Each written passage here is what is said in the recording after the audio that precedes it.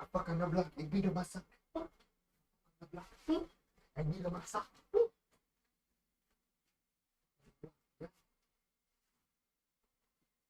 Ya. Oh, I just gotta wash my fucking hair quickly. It's covered in fucking concrete dust, man. I gotta wash my hair quickly, man. Hey, oh my god, hey chat. You like my nice new hair? Oh my god.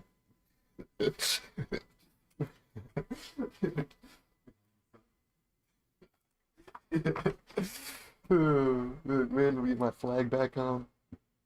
Flying the black flag, baby. I gotta fix this fucking green screen. It's gonna drive me insane, man. Maybe the green screen bigger.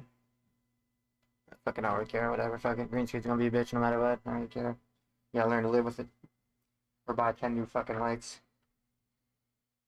Yeah, it's time to start drinking, baby. I don't have to work tomorrow. Work one day a fucking week. Bobrix has successfully joined the channel. Fucking 15-hour fucking shift, dog. Holy. Almost the longest. I think the longest shift I've ever worked was fucking 18 hours. But it fucking was technically more because it was fucking in a factory. It was like in a fucking warehouse. That's like fucking time and a half, basically, because you're fucking doing dumbass shit the whole fucking day. And you're dealing with fucking idiots the whole day. You're dealing with fucking Indians, fucking they're brand new to the fucking country that can't even read fucking English. They're like, oh no, this works too. This is a number. Yeah, this is a number too. Yeah, that's two. See that? That's a 2. That's a number. Yeah, that means 2. Not just one of those. You gotta add 2 of those to the customer order. Not just 1. You gotta put 2 in. Okay? Now 1 just looks like a line, okay? If you see a line, that's 1. That's when you put 1 in, okay? But if you see a little swirl and then a line, little swirl and then a line, that's 2. That means 1 and another 1. Now, if you see 3, now this is going to trip you out completely. 3 is like 3 is... Well, I'd say it's half of an 8, but I guarantee you don't even know what a fucking 8 is if you don't know what a fucking 2 is. Yeah. Yeah, I'm fucking competing with these motherfuckers for wages. Fuck, I remember those days, dude, competing with people brand new to the fucking country who fucking barely even knew English for fucking wages. Yeah. Yeah. A lot of companies would fucking pay a Canadian who's been fucking in the country the whole year and fucking knows fucking English the exact same as somebody brand new to the fucking country. Yeah. The problem with Canada, there's no crackdown on it either. No labor board to crack down on it. Well, there is a labor board, but they're more incompetent than fucking Jagex on a fucking Friday.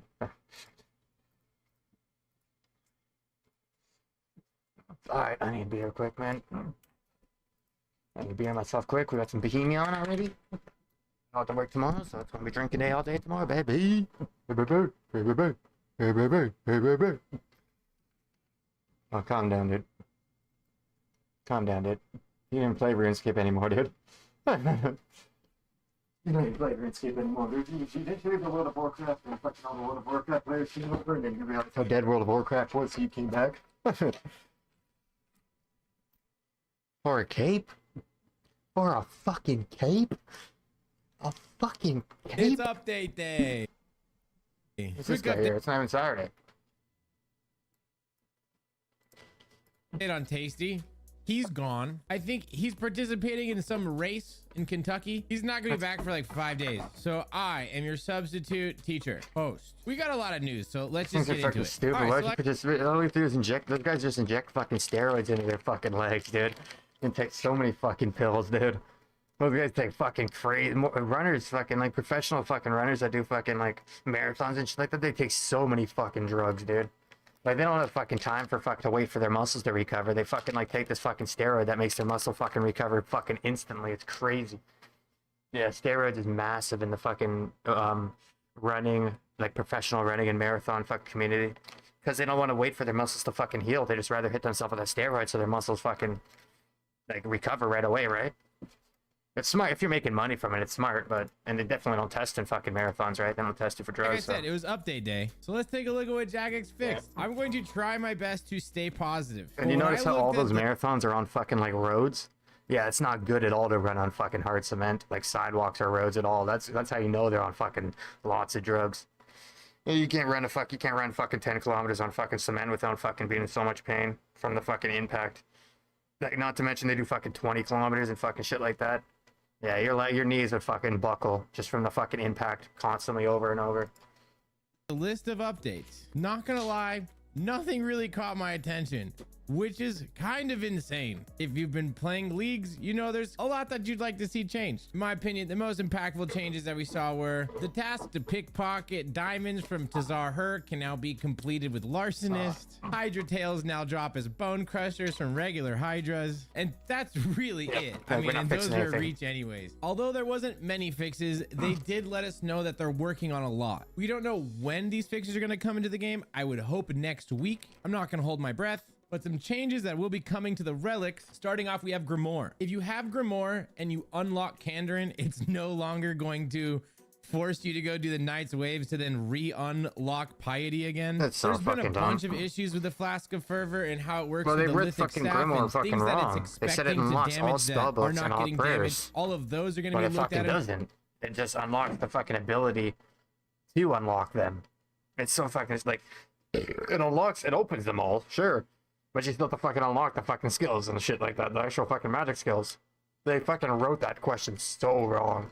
Hopefully fixed. The descriptions of the passive XP, those their English is fucking horrible. And are still for people that are in fucking UK that claim to speak proper English, their English is fucking horrible. The Zenaris bank tele to the banker's briefcase teleport. Did they add Leviathan to the Evil Eye? Hold on, I'm checking. Oh, they added Leviathan to Evil Eye. Let's go. Was there for a while. I was actually really mad the banker's briefcasers were going to have their update before mine. Anyways, back to the list of changes that are going to be coming up. Also, players that have Endless Harvest and Woodsman have been unable to cut the Redwood tree in the Farming Guild. Hopefully that fix is on its way fast. And, oh, this one's been annoying me. The minion doesn't work at Soul. I was very sad to see that. Because it already doesn't work at Yama. Excited for those changes. Oh yeah, this is a fucking minion that fucking hits 10s and fucking 15s for you, but it's not going to work on fucking...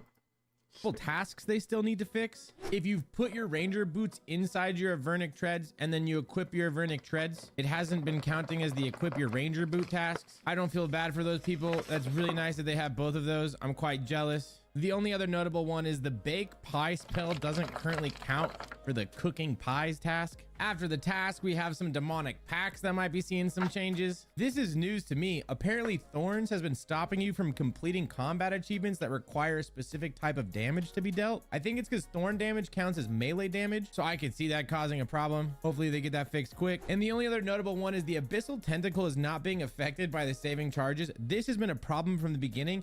And it's a big bummer for the light melee weapon users because I'm pretty sure the Abyssal Tentacle is their best in slot. So sit down if that's what you're doing. All right, and wrapping up the changes that they're looking to make. The volatile earth orbs at Doom have been bugging, immediately spawning and despawning. Some master clue steps are bugged and telling you to go to the Obelisk of Air. Oh wait, no, this one's my favorite.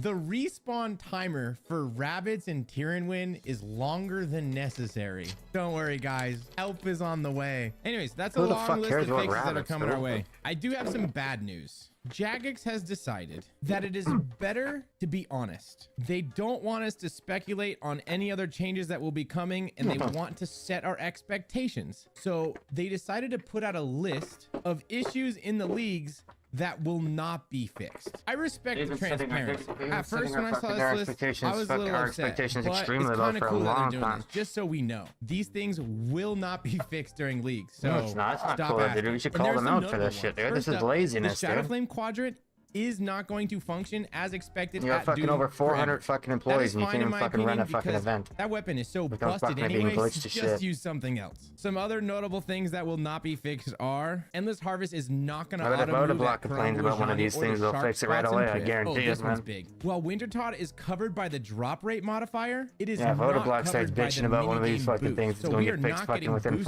24 points hours, I at guarantee it. Wintertot. But the rare loot will be more common. The Flask of Fervor is not going to be fixed. You choose who When gets it comes banned to and what gets damaging updated, certain man. enemies inside the chambers of Yes, Zarek, man. I'm almost positive that this is in reference to the Guardians. I know there's some problems on Ulm as well, but I read this as the Flask of Fervor is not going to work on the Guardians this league's at all. And That's lastly, so much blind fucking bag stays concrete taking dust all over absolute me from L's. It cutting is fucking less concrete efficient if you're stones all moving fucking around day. and they're not looking to fix that. It I removes your almost lost my offhand leg, if you so I have kept kicking kitted fucking sights. back. They don't care about that. And if a battle axe is Fucking triggered concrete and saw stays kicks back, equipped, you lose they're your not fixing fucking that leg either. at least. All right, that was a lot of Leagues information. Completely unrelated to Leagues, I did want to show this. I don't get how the it fucking seems like kicks for that months fucking now, blade kicks back. amulets Like, it have makes not no been fucking sense at rendering all. properly on character models. Personally, There's it gonna be has been faster blades or driving me fucking stronger insane. blades I or wouldn't sharper care if blades you or scrapped something? everything you're trying to fix right now, Jagex, and just fix this, please. Sorry, am I pushing my agenda too much? I don't know. It does drive me insane. And I completely agree with that Reddit user, Mr. FP Iron Jake. Anyways, if you think you're having a hard time with whatever you're doing in Leagues, you do not have it worse than this guy. He's been trying to get his Ranger boot so that he can do his Ranger boot related task, I believe in Asgarnia. 250 clues done, 25 different pairs of shoes or boots, and still no Ranger boots. No clues, Oh they're my fucking gosh. one of the worst money makers in the game and the News I biggest have waste for of time you in the today, game. ladies and gentlemen. Look. My name is T Papa Slice. This is Behemoth. Let's get into the clips. First up, we got Polymore at TOA getting his 6th purple. Oh my god, I'm so nervous, bro. Please, this took me, guys. I feel like it's been 2 months since I've seen a purple. I swear to God. Masori legs, Fang shadow, please, bro. Fang leg shadow, Fang leg shadow, Fang leg shadow, Fang leg shadow, please. Anything this He guy wasn't does done is a there. clip. After that, he headed to Muspa. So Anything it's just does. an extra thing, but I do it. Oh, so I Behemoth don't do channel it kind of differently. sucks Someone now, said do dude. They just both post the only fucking for the WoW thing. streamers. They don't fucking. They barely post fucking new streamers. I just don't like how my RNG Like works. in the anything a game. WoW streamer I does, don't they like fucking it. post. It's fucking dumb. I just wanted a Fang. Stupid ass game. Like, oh. I should make a at channel to TOA is showcase some Danny small Potter on streamers. his hardcore Iron Man. Come on, bro. There's only one item we want right now. Come on, dude. Goldine? Yes! Oh, Well, hardcore my Iron Man just means you have an God, extreme let's lazy life and your go. fucking internet doesn't disconnect and shit like bullshit Beautiful. doesn't All right, happen. now we're cooking, Doesn't mean you're boys. good or Now we're anything. cooking, bro. Next up, we have You know how many people are probably way by that fucking back on dies his from group fucking hardcore internet Iron Man with disconnecting? the Grandmaster. Spoiler warning as always. Make sure you check out his YouTube videos. Collection log slots Oh my god. completed. Yes, dude. Oh, okay. Yo, No, that's these are being actually posted awesome. in That's fucking not a- YouTube that's not a videos. Why are you vestige sharing the drop, fucking but, clips, dude? That is actually really cool. We're buttons away from a full Verta set. Yo, that's I awesome. should just show fucking We still small have people streamers and doing new Slayer at streamers the instead of these moment. same I fucking think idiots every Vic and time. Lake. All right, after that, Mutz is taking on These a guys crazy that claim their challenge. He's GMs became trying a to do fucking feeling 5 special in Jads and Toa. 6 Jads, and it wasn't a fluke combat achievement. Crazy stuff. If he dies here, he loses a life for the team. This is a dangerous death.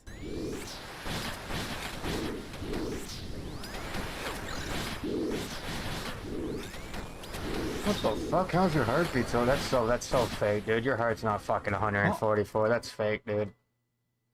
I know it's fake because the color, you can't even get that fucking color. It's red and fucking blue.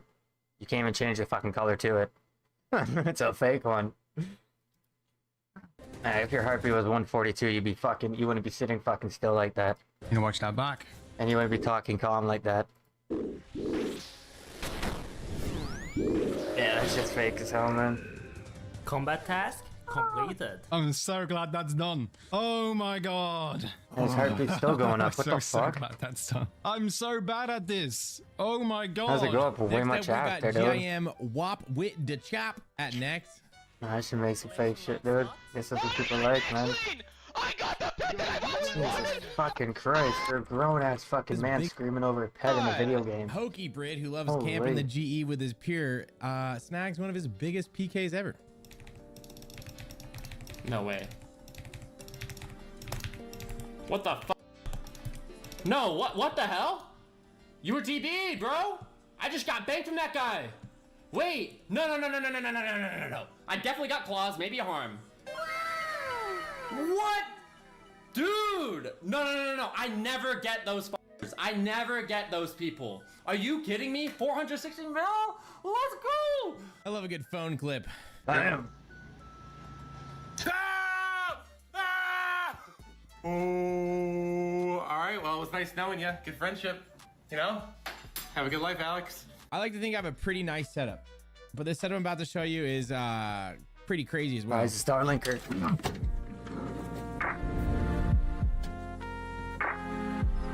I was fucking extremely fucking lonely, dude. I was so fucking lonely, dude. He just puts another computer there to pretend he has a fucking girlfriend. Here is Calm down, Zainomi dude. with every Iron Man's wet dream. And we get Oh, a that beautiful, sounds so beautiful fucking purple beam lonely, right here. man. Oh my god, I called it. I called the cart. I got it. I got it. I got it. I got it. I got it. I got it. I got it. I got it. I got it. I got it. I got it. Whose grandpa is that, dude? All right, time for Oh, some fuck. leagues. I'm still playing leagues. Let's get into leagues clips. First up, Yeah. we got Bodie chasing rank 1. Fucking hate this guy's fucking voice. Oh my god, we got it already, bro. Yes. Like a fucking inch away from his big black fucking microphone, always rubbing its balls. Actually got rank 1, I think. Treating it like it's a fucking cock, rubbing the balls, putting the fucking cock to his fucking mouth. Oh, yeah. Probably gives amazing fucking head. I can't see the high Probably fucking rubs the balls too while he's sucking the dick. You can just tell, man. Yes! We are rank 1! Doesn't know how to use a fucking microphone, doesn't know that you want to fucking put it right up to your face, it still picks up. Alright, we have one Thinks you have to put it like fucking this for it to pick up. Just fucking, Yeah, so that was an absolute spoon. One of his last Just RNG fucking grinds he funny, had to do was getting his visage, and it was not going so well. He was talk getting about bullied. an easy fucking life, man. I don't want to speak about this one. Oh, that's a lot of visages, bro. That's a lot of visages, and all I need is one. I just need one. And 8,000 later. Oh, well, you're only killing fucking iron. Oh my god. Finally. Jesus Christ, bro. 8,000 kills. 8,000 kills, man. We finally just got it. Oh my So I'm probably going to at least. goodness me. Perp showing off how sick the Grimoire relic is. This is the tech guys, Grimoire users, winning again. Who the fuck is Honest Jimmy? The bee. Where's the bee? Why can't I talk to Kona? Bee, bee, bee, bee. There's another fucking area unlocked, you idiot. What the hell? Where's the bee? Anyways, that is all I have for you today. My name is T Papa. Make sure you check out our podcast down below. Besides that, that's all I have for you. I will see you again tomorrow. Taking us out today is Perp. Holy f***, there's a new leagues task. Get a job, 400 points. Oh my god, you guys should go get. Damn, I got 3 jobs and I stream full time, so I guess I got fucking a shit ton of points, man. Holy. Ugh.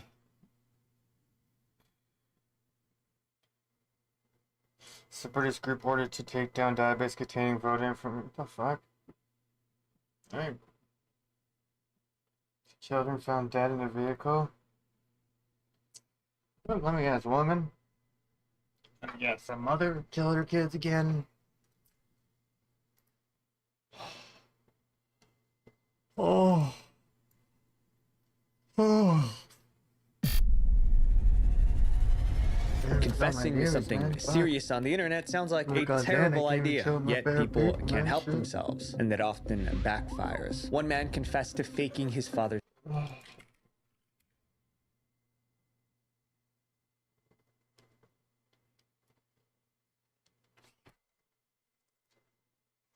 Oh. Can't wait to sleep.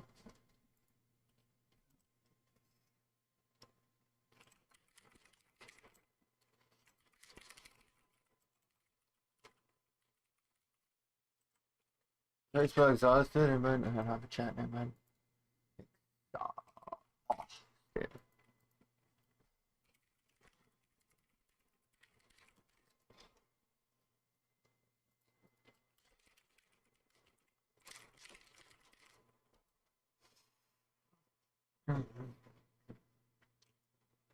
Oh fuck, that's a fucking page. Ugh.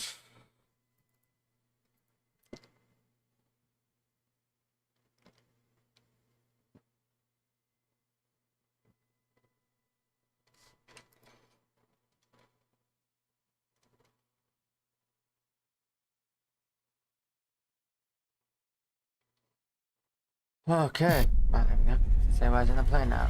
Confessing to something serious on the internet sounds like a terrible idea, yet people can't help themselves, and that often backfires. One man confessed to faking his father's death. Another revealed how his company was stealing money from its own employees. And one confession was so unsettling, it made readers want to find the person behind it. Today, we're diving into Reddit's most disturbing confessions. We'll begin with the strange cases and work our way to the most shocking. So the goal, guys, is 2.5 million subscribers by the end of 2026. Include me in the world if you subscribe, and I will do my very best to put out the best videos I possibly can. You already got Visual venture 1.68 and million. awesome. The meme confession.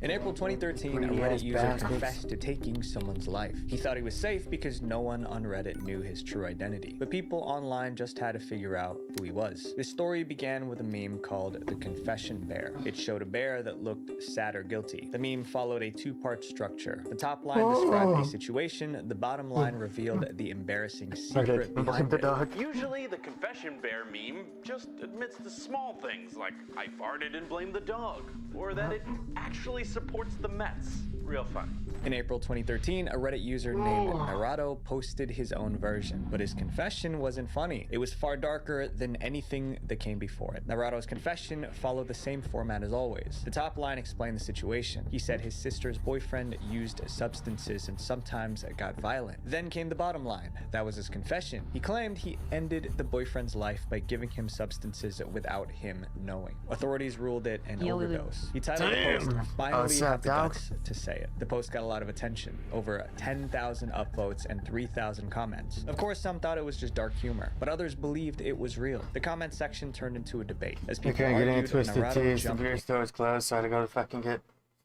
Molson's. I don't have to work tomorrow, so just have to work Monday. And next week.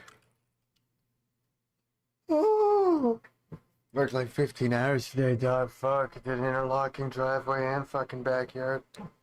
Well, I did the driveway. The driveway done fucking early, but the backyard, fucking the guys took forever.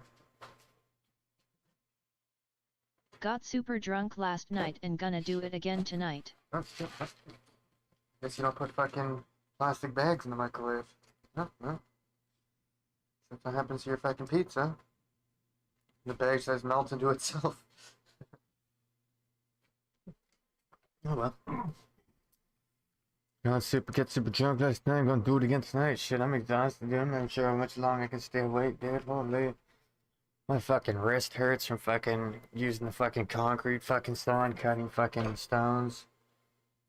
Fucking lifting fucking stones and fucking re-leveling them.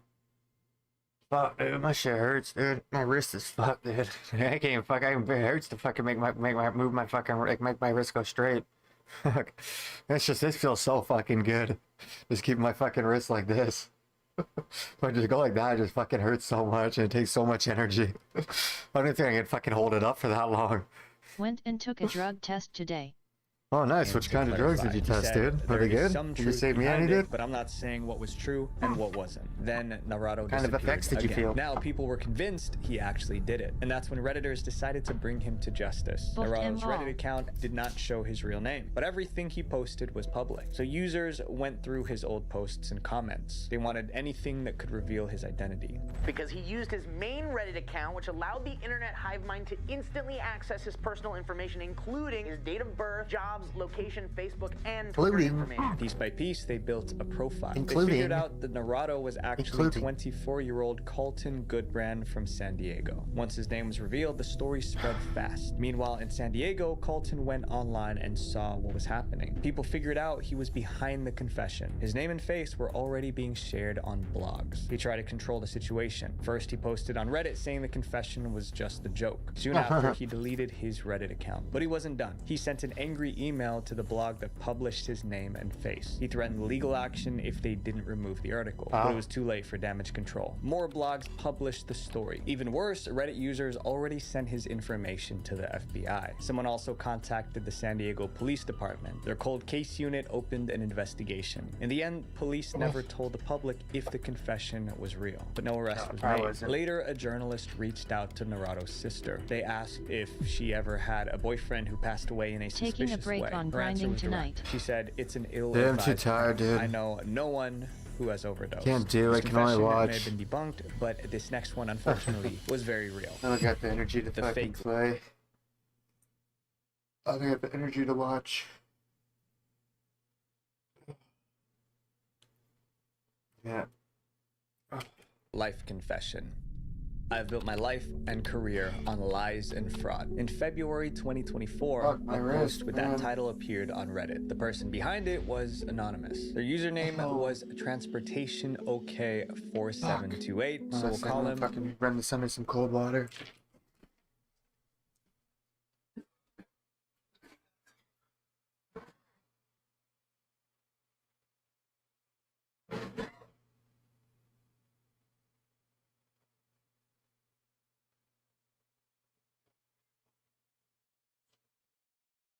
Oh, dude. Yeah, I was covered in fucking concrete dust, dog. Like, my lips are fucking burning from it. I use chapstick. My nose is fucking burning from it. Oh, yeah. TOK. In his post, he described how he got into a top concrete's a American fucking college mess, dude. by lying. Fucking He dust even flies secured all a over the full fucking scholarship. place. What stood out was his You tone. know, somebody's He holding a sounded fan for you, proud, like he or a beat the vacuum system, for you. but that confidence did not last. By the end, everything came crashing down. TOK said his life of fraud began in high school in India. He had poor grades because he didn't study. Even so, he wanted to attend an American college. So when it was time to apply, he decided to cheat the system. He forged his transcripts. He changed some grades from 58% to 91%. He created an email and pretended to be his school principal. He even used ChatGPT to write his application essays. TOK applied to several colleges. Most rejected him, but Lehigh University in Pennsylvania offered him a full scholarship. It covered tuition and housing. TOK secured an opportunity he did not deserve, but that wasn't enough for him. The scholarship didn't cover his meals. Meals cost about $5,000 each year, so he told an even bigger lie. $5,000 a year, that's eat? What the fuck? Only $5,000 a fucking year on food? What the fuck? That's it? I spend that like fucking 5 months. I spend like a good grand a fucking month almost, dude. If I go to the grocery store, dude. Holy. He decided to convince the college that he lost his father to cancer. Oh no, Indian people are fucking fasting, so they don't eat for fucking half, like fucking some of the time, I think.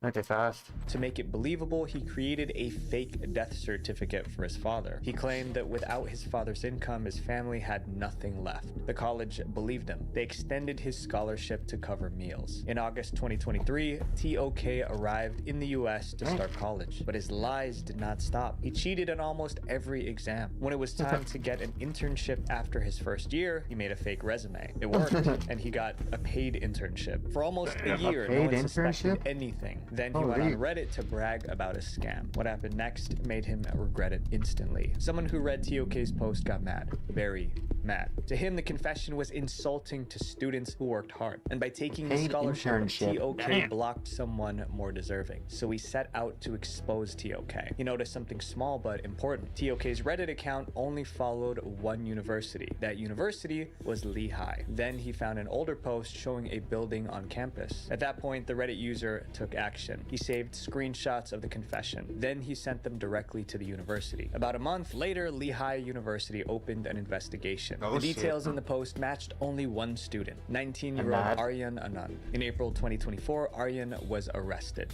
The 19-year-old was arrested 2 months ago on a string of charges, Kings of fraud. including felony counts of forgery Kings of fraud. and theft of services. He faced up to 20 years in prison, but the case did not go to trial. Instead, a deal was made. Aryan pleaded guilty to forgery. In return, the university dropped the $85,000 he owed them. He was sentenced to time served. After that, he was expelled and deported back to India. His story made headlines. It became an international scandal. What the Aryan fuck, was dude? found because of a university his They Reddit dropped the account fucking followed fees and and they a photo fucking he posted. drop That was everything it. if he This next please. chapter What the is about fuck? someone who got away with something terrible and waited That's a crazy decades good to lawyer. say anything about it. The hit and run. In July 1996, a mother and child were involved in a hit That's a and crazy run. The child fucking good survived, lawyer. but the mother Holy. didn't. The community was shaken. Yeah, you're fucked, bud. You're getting 20 years, but if you plead, I can have you out tomorrow. Oh, yeah, sure. I don't give a fuck about the Canadian or the fucking American fucking legal system. I'll go back to India. There's a completely different fucking legal system over there. Yeah. Okay.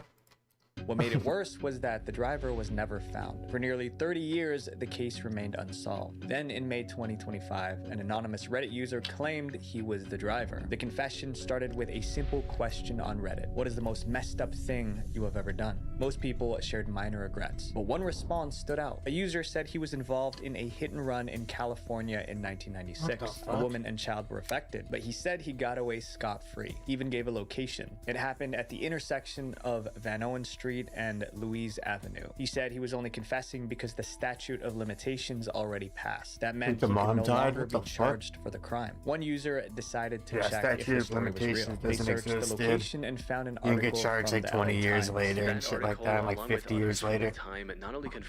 The statute of limitations is a fucking... That's how they fucking capture you, dude. That's how they fucking trick you to fucking admitting you did something. Oh, it's been fucking 10 years. It's been 11 years. Yeah, you're good, dude. Yeah, it's past. It's expired. Dude, it's expired, dude. We didn't catch you in time. It's expired. No. There's fucking cold cases for a fucking reason, dude. There's cold case fucking units that try to solve fucking crimes from fucking 20 or 30 years ago. But also revealed the horrifying details fucking statute of limitations. The article listed victims. They were Ruby Moreno and her daughter. The driver did not stop to help. He even hit another car while escaping. Ruby passed away, but her daughter survived. No one was ever arrested. Reddit users were furious, but one detail made them even more upset. The report suggested the driver was probably intoxicated. Yeah, of and course, that if you likely have caused fucking the people. crash. People wanted so much answers, for each so they inmate, asked him so which directly, crime "Were you is drunk?" more As the important? article says, he admitted that he was. Then the questions became more personal. Users Yeah, but it's asked how very he could live fucking... with himself knowing what he did. The Some state called him pays for them to stone fucking cold. stay in Defended jail instead of himself, fucking the saying state this. paying fucking That child probably hundreds of thousands of dollars or tens of thousands of dollars for fucking police units and fucking special response units for fucking gangs, drugs, guns, and shit like that, right? And fucking, if they get raided by fucking SWAT, right? That's fucking not cheap. Yeah, it's fucking better, dude. But hey, expensive, man. They don't fucking... The fucking prisons have been around for... There's not no brand new fucking prison. Like, the prisons have been around for a long fucking time. They don't give them fucking luxury or good food, dude. And the prison make tons of fucking money off canteen. They make fucking shit tons of money. Way more money than they spend on fucking food. Off just buying fucking chips and reselling them to the fucking inmates. How is it disconnected in the stream? The internet's connected. I don't know, man. It has to be one of my settings, man. God, you suck dick, man.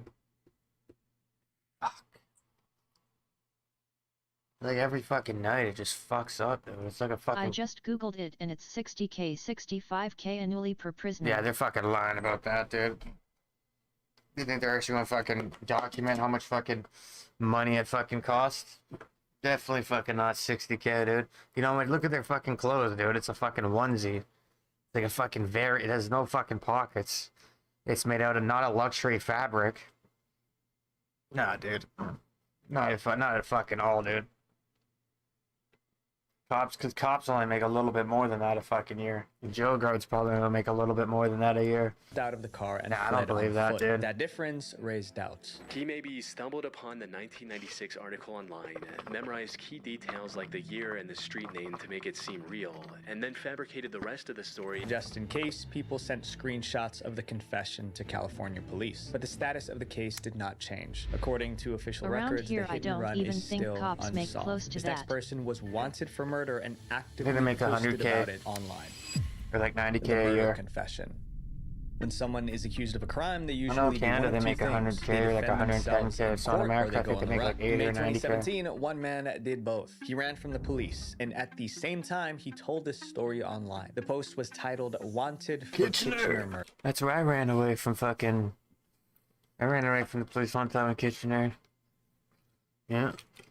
My side. This is the case that the I make post was more than talking about. cops. A woman named Melinda Nice. was found lifeless in her apartment in Ontario, Canada. Police opened an investigation. The primary Kitchener. suspect was Snitchener. Melinda's 24-year-old boyfriend. Called His name was Snitchener. Agar Hassan, but they couldn't find him. He was on the run. Police made a tweet declaring Agar wanted, but by then Agar was far gone. Cameras caught him crossing the border from Canada into the United States. Oh, yeah. Soon after, cameras picked him up again, this time in Pennsylvania. He was seen taking a license plate from a parked car. Police Oh, believed shit. he was heading toward Mexico. They spread his wanted posters across the internet. While on the run, Auger went on Reddit. He wrote a long post telling his side of the story. In the post, Auger admitted to ending his girlfriend's life, but he claimed it was an accident, that he did it in self-defense. He also said he wasn't planning to run forever. He just needed time to process everything before turning himself in. He also shared photos and messages between himself and Melinda. The Reddit post went viral. It seemed like a Hollywood movie, a wanted suspect explaining his side on Reddit. Police saw the post and called it potential evidence. Soon after, Auger's Reddit account was suspended, but it didn't matter. Screenshots of his confession spread everywhere. Meanwhile, police waited. In his confession, Auger promised to surrender, but he never did. For 2 months, Auger stayed out of sight, but he did not stay quiet. He kept posting online. On Instagram, he shared a photo of himself and Melinda. The caption read, "I regret every negative thing I ever did to you." Then he did something heartless. He sent a message to Melinda's mother, blaming her they always for the fucking murder. brag He on used a Reddit. new account and pretended to be a There's a stranger. subreddit for Just an everything, outsider dude. looking in. Sorry about what happened to your daughter. However, it seems like this could have been avoided had you not let her stay in the apartment after he broke in the first time. Partially your fault. Around the same time, a separate case was unfolding in Texas. The Secret Service was investigating a counterfeit That's money Texas, dude. operation. Look at that hat. That's a Texas hat.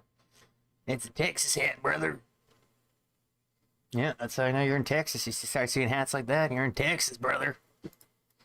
Their investigation led them to You an start seeing address tucked in Antonio. dress shirts and Officers fucking raided cowboy the hats. location and You're in detained Texas. several suspects. One of them was Auger Hassan. They found him Oh, by he's a tucked in chance. dress He was shirt, arrested too. immediately. In 2018, Auger was extradited to Canada to face trial. Years later, a verdict was reached. Auger Hassan has been found guilty of second-degree murder in the 2017 killing of his ex-girlfriend Melinda Vasiliev. He was sentenced to life in prison. The person in our next chapter convinced millions of people that they were being robbed. The whistleblower's confession. In January 2026, a Reddit user accused food delivery apps of scamming customers. He said he knew because he was a software developer at a big delivery company. So he wrote a long post exposing everything. When you place a food order for delivery, you often see extra charges. Each one is supposed to do something different. One is called a priority fee. Paying it is supposed to move your order to the front of the line. That means you get your food faster. Another is called a driver benefit fee. This What fee the is meant to fuck? help support drivers, like helping with Whistleblowers healthcare have or the biggest insurance. targets But this on their anonymous back. person on Reddit claimed company it was should all fucking a lie. help them The with post that. was We shouldn't be titled, paying "I'm for a that." developer for a major food delivery app. The priority fee and driver benefit fee go 100% to the company. The driver sees $0. Yeah, of course, Then dude. he The driver explained only how sees the a tip. supposed scam worked. He started with the priority fee. He claimed the app slows down normal orders on purpose. So when you pay for priority, your order is not actually sped up. It just removes the delay the app created. What you're getting is a delay when you choose the regular option of up to 10 minutes, but there's no delay if you choose the priority order. In other words, the fee is not for faster service. It is to avoid the delay that was added in the first place. Then he shifted to drivers. He said There's the too food many fees delivery and I didn't companies fuck with take Uber Eats. advantage of them. According to him, the app tracks driver behavior. Then it assigns something called a desperation What the fuck is score wrong with for his each eyes, driver. LOL? If a driver usually no, logs dude. on at 10 I p.m. looked at too and many accepts every computers. garbage $3 order The instantly programmer, without he's probably looked at too many hesitation, the computers algo his whole tags life, them dude. as high He's probably been looking at computer Once screens a for like driver 70 is years, labeled dude. desperate, the system stops giving them high-paying orders. The logic was simple. If a driver will accept low pay, there is no reason to offer more. So the app keeps sending them low-paying orders. Then he moved to tipping. He said the app can predict which customers will tip well. When that happens, the company lowers the base pay for that delivery driver. The result is that your generosity isn't rewarding the driver, it's subsidizing us. You're paying You gotta their give him wage, cash so we after don't when he have to. delivers the food. Finally, he explained the driver benefit fee. Most people believe this money goes toward drivers' welfare. The post claimed it does not. In reality, that money goes straight to a corporate slush fund used to lobby against driver unions. The company just keeps all of it. The confession went viral. It got over 87,000 upvotes. Someone shared a screenshot of the confession on X. It got 37 million views. People were angry. One wrote, I pay the extra for priority on every single order and never tip less than 30% for these apps. So knowing it's not actually This guy's paying helping like any of the $70 for people fucking really annoys me. People cheeseburger. started deleting their food delivery apps in protest. He's paying like fucking DoorDash and 70, Uber Eats 80 were bucks hit for the a fucking hardest. Big It was Mac. a serious problem. The companies had to do something to save the situation. The Reddit post didn't mention a specific food delivery app, but many felt the pressure to respond. An Uber Eats official said the claims were completely made up. Then DoorDash spoke up. DoorDash is lashing out at a viral Reddit post that may or may not be referring to its company. The CEO said this was not happening at his company. Still, people weren't convinced. Quite an emotional response for something that has nothing to do with you, am I right? Drivers also shared their views. Some said the claims matched what they experienced. If you asked 1,000 drivers on the street, 995 of them would say, yeah, I experienced that. At that point, a reporter decided to investigate the story. His name was Casey Newton. Newton reached out to the Reddit user who made the post. He asked for proof that the claims were true. The whistleblower sent a photo of an Uber Eats employee badge. The name was blurred to protect his identity. He also sent an 18-page internal document from Uber Eats. The Reddit poster gave him what he claimed was an 18-page internal Uber memo, each page marked confidential. The document supported every claim perfectly, but the reporter was uneasy. Why would a company be dumb enough to write something like this? It would obviously get them into trouble. It was sort of a cartoon villain's document about how you would exploit a human being to the absolute maximum. Newton decided to fact check. It turns out the badge itself wasn't real. I would later learn that it had been generated by AI. He checked the document too. It was also AI generated. Newton published his findings in an article, debunking the AI food delivery hoax that fooled Reddit. He explained how the entire Reddit confession was false. Shortly after, Reddit moderators removed the post. No one knows who the whistleblower was or why he made AI a fake is a motherfucker, confession. LOL. Thankfully, the story was proven false. Despite that, many people still believe the claims are true. This next chapter is about a childhood secret that someone carried for 30 years before finally confessing. The missing person's confession.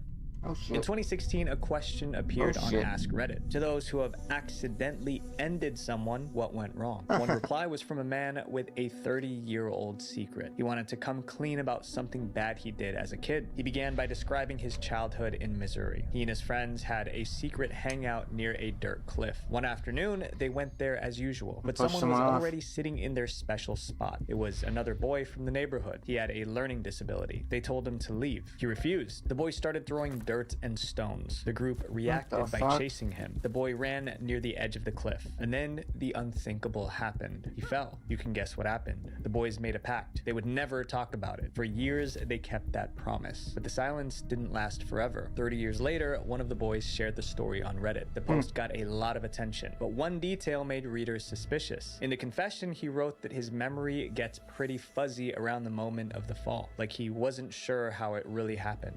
Led many people to believe that because maybe it's him or shock. one of the other boys actually pushed him. People also questioned how they kept the secret for so long. If it was an accident, it would be hard to cover up. I cannot imagine a world where nobody would go home and cry. Like, you'd be crying to your parents about what happened. Some began to wonder if it was not an accident at all. They wanted to find the person behind the post, then they found a way. They realized the confession included a photo of the general area where the fall occurred. The image showed the cliff, and that gave them a starting point. Internet detectives got to work. They studied the landscape in the photo. Soon they traced it to St. Charles in Missouri. From there, they searched all missing persons cases in that area. They found a possible match, a boy named Scott Clisholty. He disappeared in June 1988.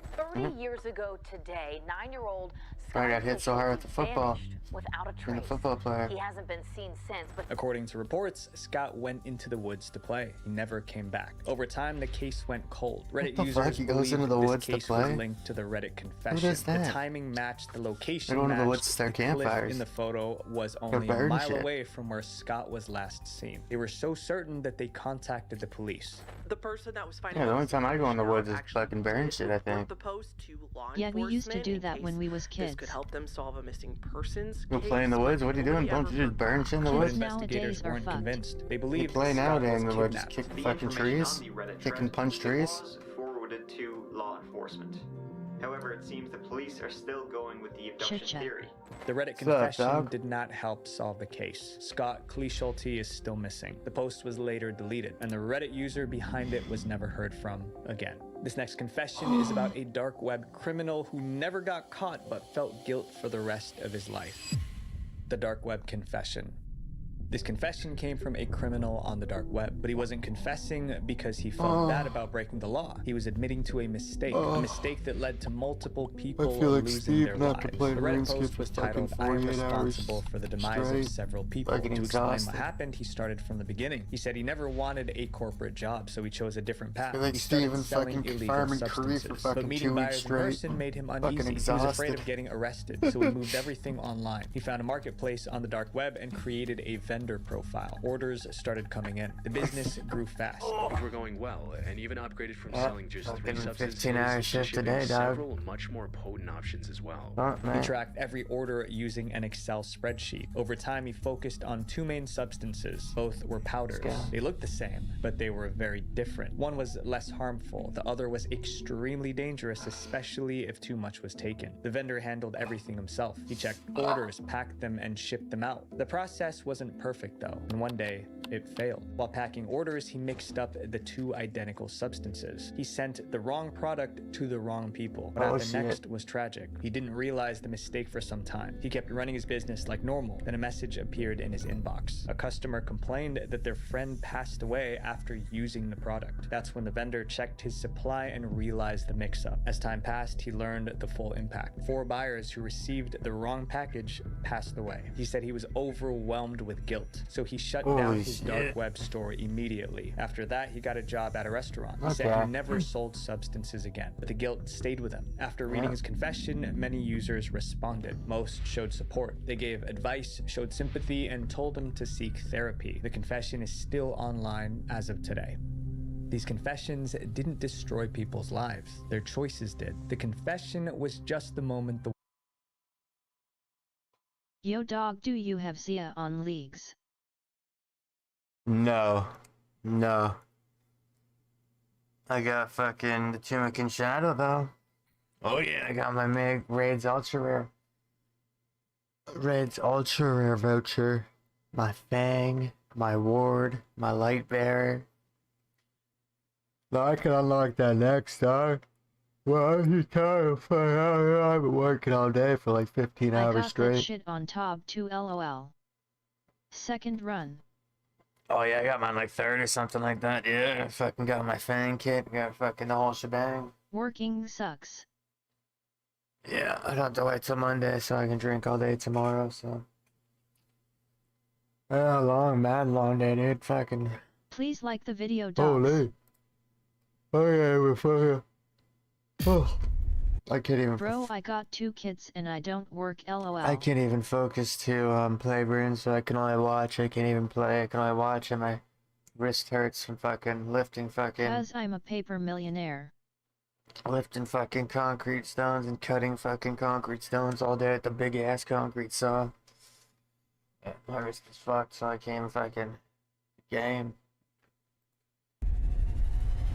Just Some 2 kids, internet you need and social more. media trends are stupid, some are dangerous, and some are both. These are Hey, You should use my These auto are the hotkey worst chat internet trends scripts still tonight. happening Yeah, today. wake up The goal, and fucking guys, an is RV band. 2.5 Fuck million that. subscribers by the end of 2026. It is crazy, so it would mean the world if you subscribe, and I promise to do my very best to put out the best videos I possibly can for you. I'm Visual Venture, and you are awesome.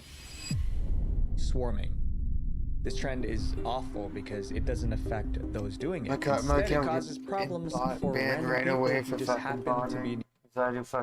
I don't do perfect clicks. Bots do perfect clicks. I fucking overcompensate. Like if I'm trying to fucking click a guy and I miss, if I hit here, then I won't click him again and I click him 3 times to compensate for that. Which Bro, bots get don't do Zia that. next. So they'll be So we fucking. can RC bloods and shit. Kappa. Zia for Cox, yeah. I think Zia's Cox, yeah. Nearby. The trend Okay, has dog. different names depending on who you ask. Some call it swarming or I was going to get I wasn't sure which one to get next. Actually, so okay. I'm like, fuck, I'm not that far away. Probably get Leagues to tonight, bud. No, worked for 15 hours, dude. My fucking brain and my fucking Zia or wrists are Wildy fucking. would be ideal. Nah, Wildy's Murray stupid. is beast too. Yeah, I was gonna get Mortiana next, I think, for fucking Tobe and Raxor. But no legs, dude. My fucking brain and my fucking eyes and my fucking wrist is fucked. Steaming. Others call it I can't even fucking focus to play. I can't fucking watch. Dude, I can't even watch the video and so talk. much?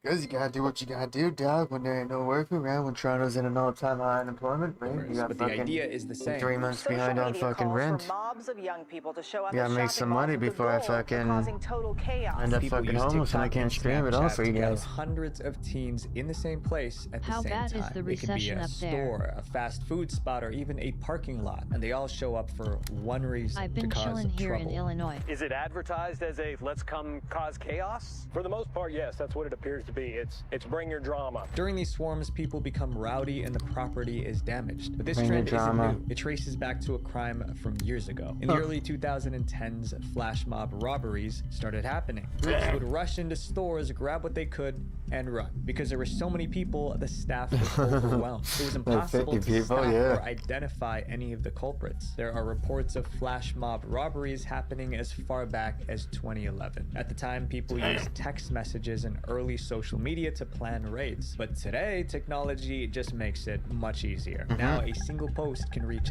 thousands of people in minutes. A location is shared, a time is set, and a crowd shows up. Organized on social media, a wave of spur-of-the-moment meetups has been creating chaos in American cities and has even spread overseas. Shop Where's owners the had rag, little please? time to respond. They could only watch as their items were stolen. Sometimes stores shut down early to stay safe. But many restaurants had already locked down their doors and sheltered in place inside. Swarming spread to multiple countries, including London, Australia, and Canada. At that point, it Canada. stopped being just a trend. It became a public safety Canada. issue. As the incidents increased, police began to take them seriously. The goal London, was to Australia, stop and swarming before it Canada, started. not So US officers at all. monitored TikTok and Snapchat for planned swarms. When police found out that there was a takeover planned here, they started adding more resources like this. In some cases, police arrived too late. Crowds already formed and stores were overwhelmed. In those situations, officers arrested people who refused to leave. And even after the crowd cleared, police reviewed CCTV Some people and stole body shit cam and probably footage. fucking They ran used away. it to identify And and some arrest people those stand there and probably got involved. fucking Sometimes arrested. They released the footage Dude, so that the stole public shit could ran help. away. Some parents who discovered their children took part even turned their kids into the police. But in the end, business owners lips were are the fucking ones burning. affected the most. Swarming In made concrete. it harder to run their stores. Stores that could afford it added more security. Others closed early when they saw crowds forming outside. It became one of their biggest headaches.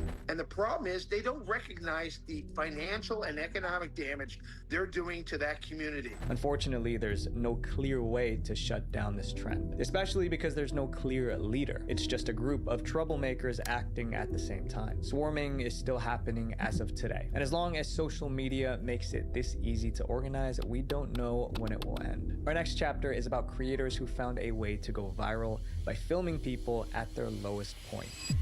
Poverty tourism gone wrong. This trend is straightforward. Creators and influencers film people in tough environments and post it online. Sometimes it looks like kindness or spreading awareness, but for some creators, their real goal is to make the video go viral. Yeah. The worse the situation looks, the fake better the giving video away money to performs. homeless. In late 2025, YouTuber And make Pete fake C hobos. posted a video titled "I Survived India's Deadliest Slum." He traveled to India and spent 3 days in one of the largest slums in the world. The video went viral for all the wrong reasons. First, people were offended by how Pete described the area. He emphasized police corruption, violence, and robberies. They also accused him of turning the misery of people into entertainment. Reporters called it poverty tourism. It became a global story. Despite the backlash, the video stayed up. It was offensive, but not illegal. But this next creator named Keith Castillo took things much further. In 2025, Keith was struggling to get views on his video, so he came up with a new idea. He would film himself giving gifts to random homeless people. I mean, that's that sounds like a good thing, but the gifts weren't actually gifts. Instead of food or warm clothes, he gave them inappropriate and harmful items. Castillo titled his video, "Keeping the Homeless in the Streets." Viewers felt the idea was unsettling. It implied that encouraging harmful habits would only make their situation worse. Many people hated it. That looked like a horrible clickbait antic that he was engaging in. But Keith brushed off the backlash. He said he spoke to police and was told it wasn't illegal. When they asked him why he did it, Keith said he was following trends that he saw other creators doing. What's he giving to people? He also didn't seem too concerned with handing out alcohol to potential substance abusers, saying, "Honestly, I don't care, bro. It's good for the clicks and views, you know?" But as the backlash continued, he claimed the video was was giving just him a alcohol? skit. He also said he took the harmful items back after filming. Since then, Keith has not repeated this kind of content. Giving a fucking homeless person alcohol isn't bad, dude. Keith's It's video helping them looked get like through an the act of day. generosity, but It's it probably was better than the giving them exact fucking food. opposite. They're going to get any money you're going to give them is probably going to go to Clearly alcohol or drugs. This next chapter is Fucking you're about helping a them health get that hack that easier. killed millions Maybe of fucking the people. next set of money they get is fucking going to food. This trend Right. promised to solve a problem millions face, but the solution did more harm than good. It was called the garlic in nose trend, and it started gaining attention What the in fuck? 2021. A woman with a blocked nose decided to try a health hack. She filmed herself putting a clove of garlic into her nose. Then she Ooh, left it of there course for it was about a 10 fucking minutes. woman, When she dude. pulled it out, her mucus came out and the garlic looked like it cleared her nose. Blocked noses affect many people, and this looked like an easy fix. Thousands of people started trying it. It even made it on the news, and almost every time they did this, the What? same What thing the fuck happened. was They that pulled the chick? garlic Holy out, shit, and she's mucus coated in followed. fucking It quickly makeup. became a TikTok trend. Jesus. More than 94.9 million clips were shared on TikTok with the hashtag garlic and nose. Many TikTok trends are reckless, but this one seems 94 safe and million. helpful. Garlic is natural after all. Some TikTokers even caption their videos, I like garlic "This is and not butt. dangerous. The garlic just I got cleans the your shits. sinuses out." But I got the that shits. I'm wasn't gonna true. put the garlic This in my hack was butt. actually risky. People just I got didn't the realize shits, it. dude. I need to Behind get the rid of my scenes, shits. Problems were already happening.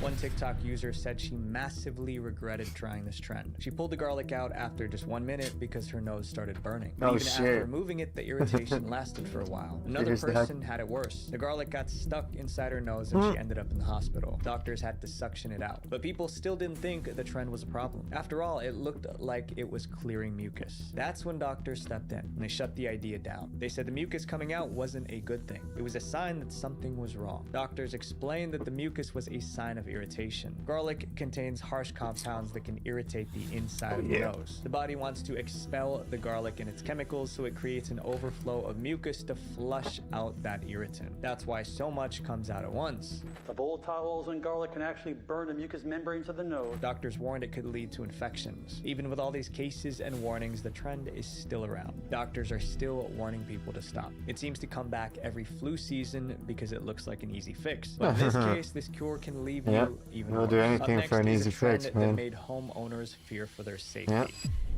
The door challenge.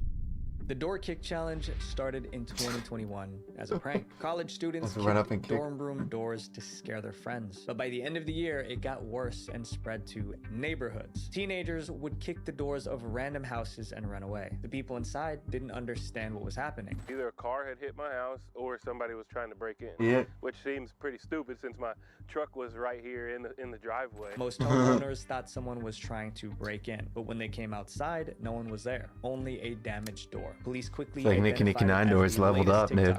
They go up to this house. It's like Nicky back in the day, we would do Nicky Nicky 9 doors.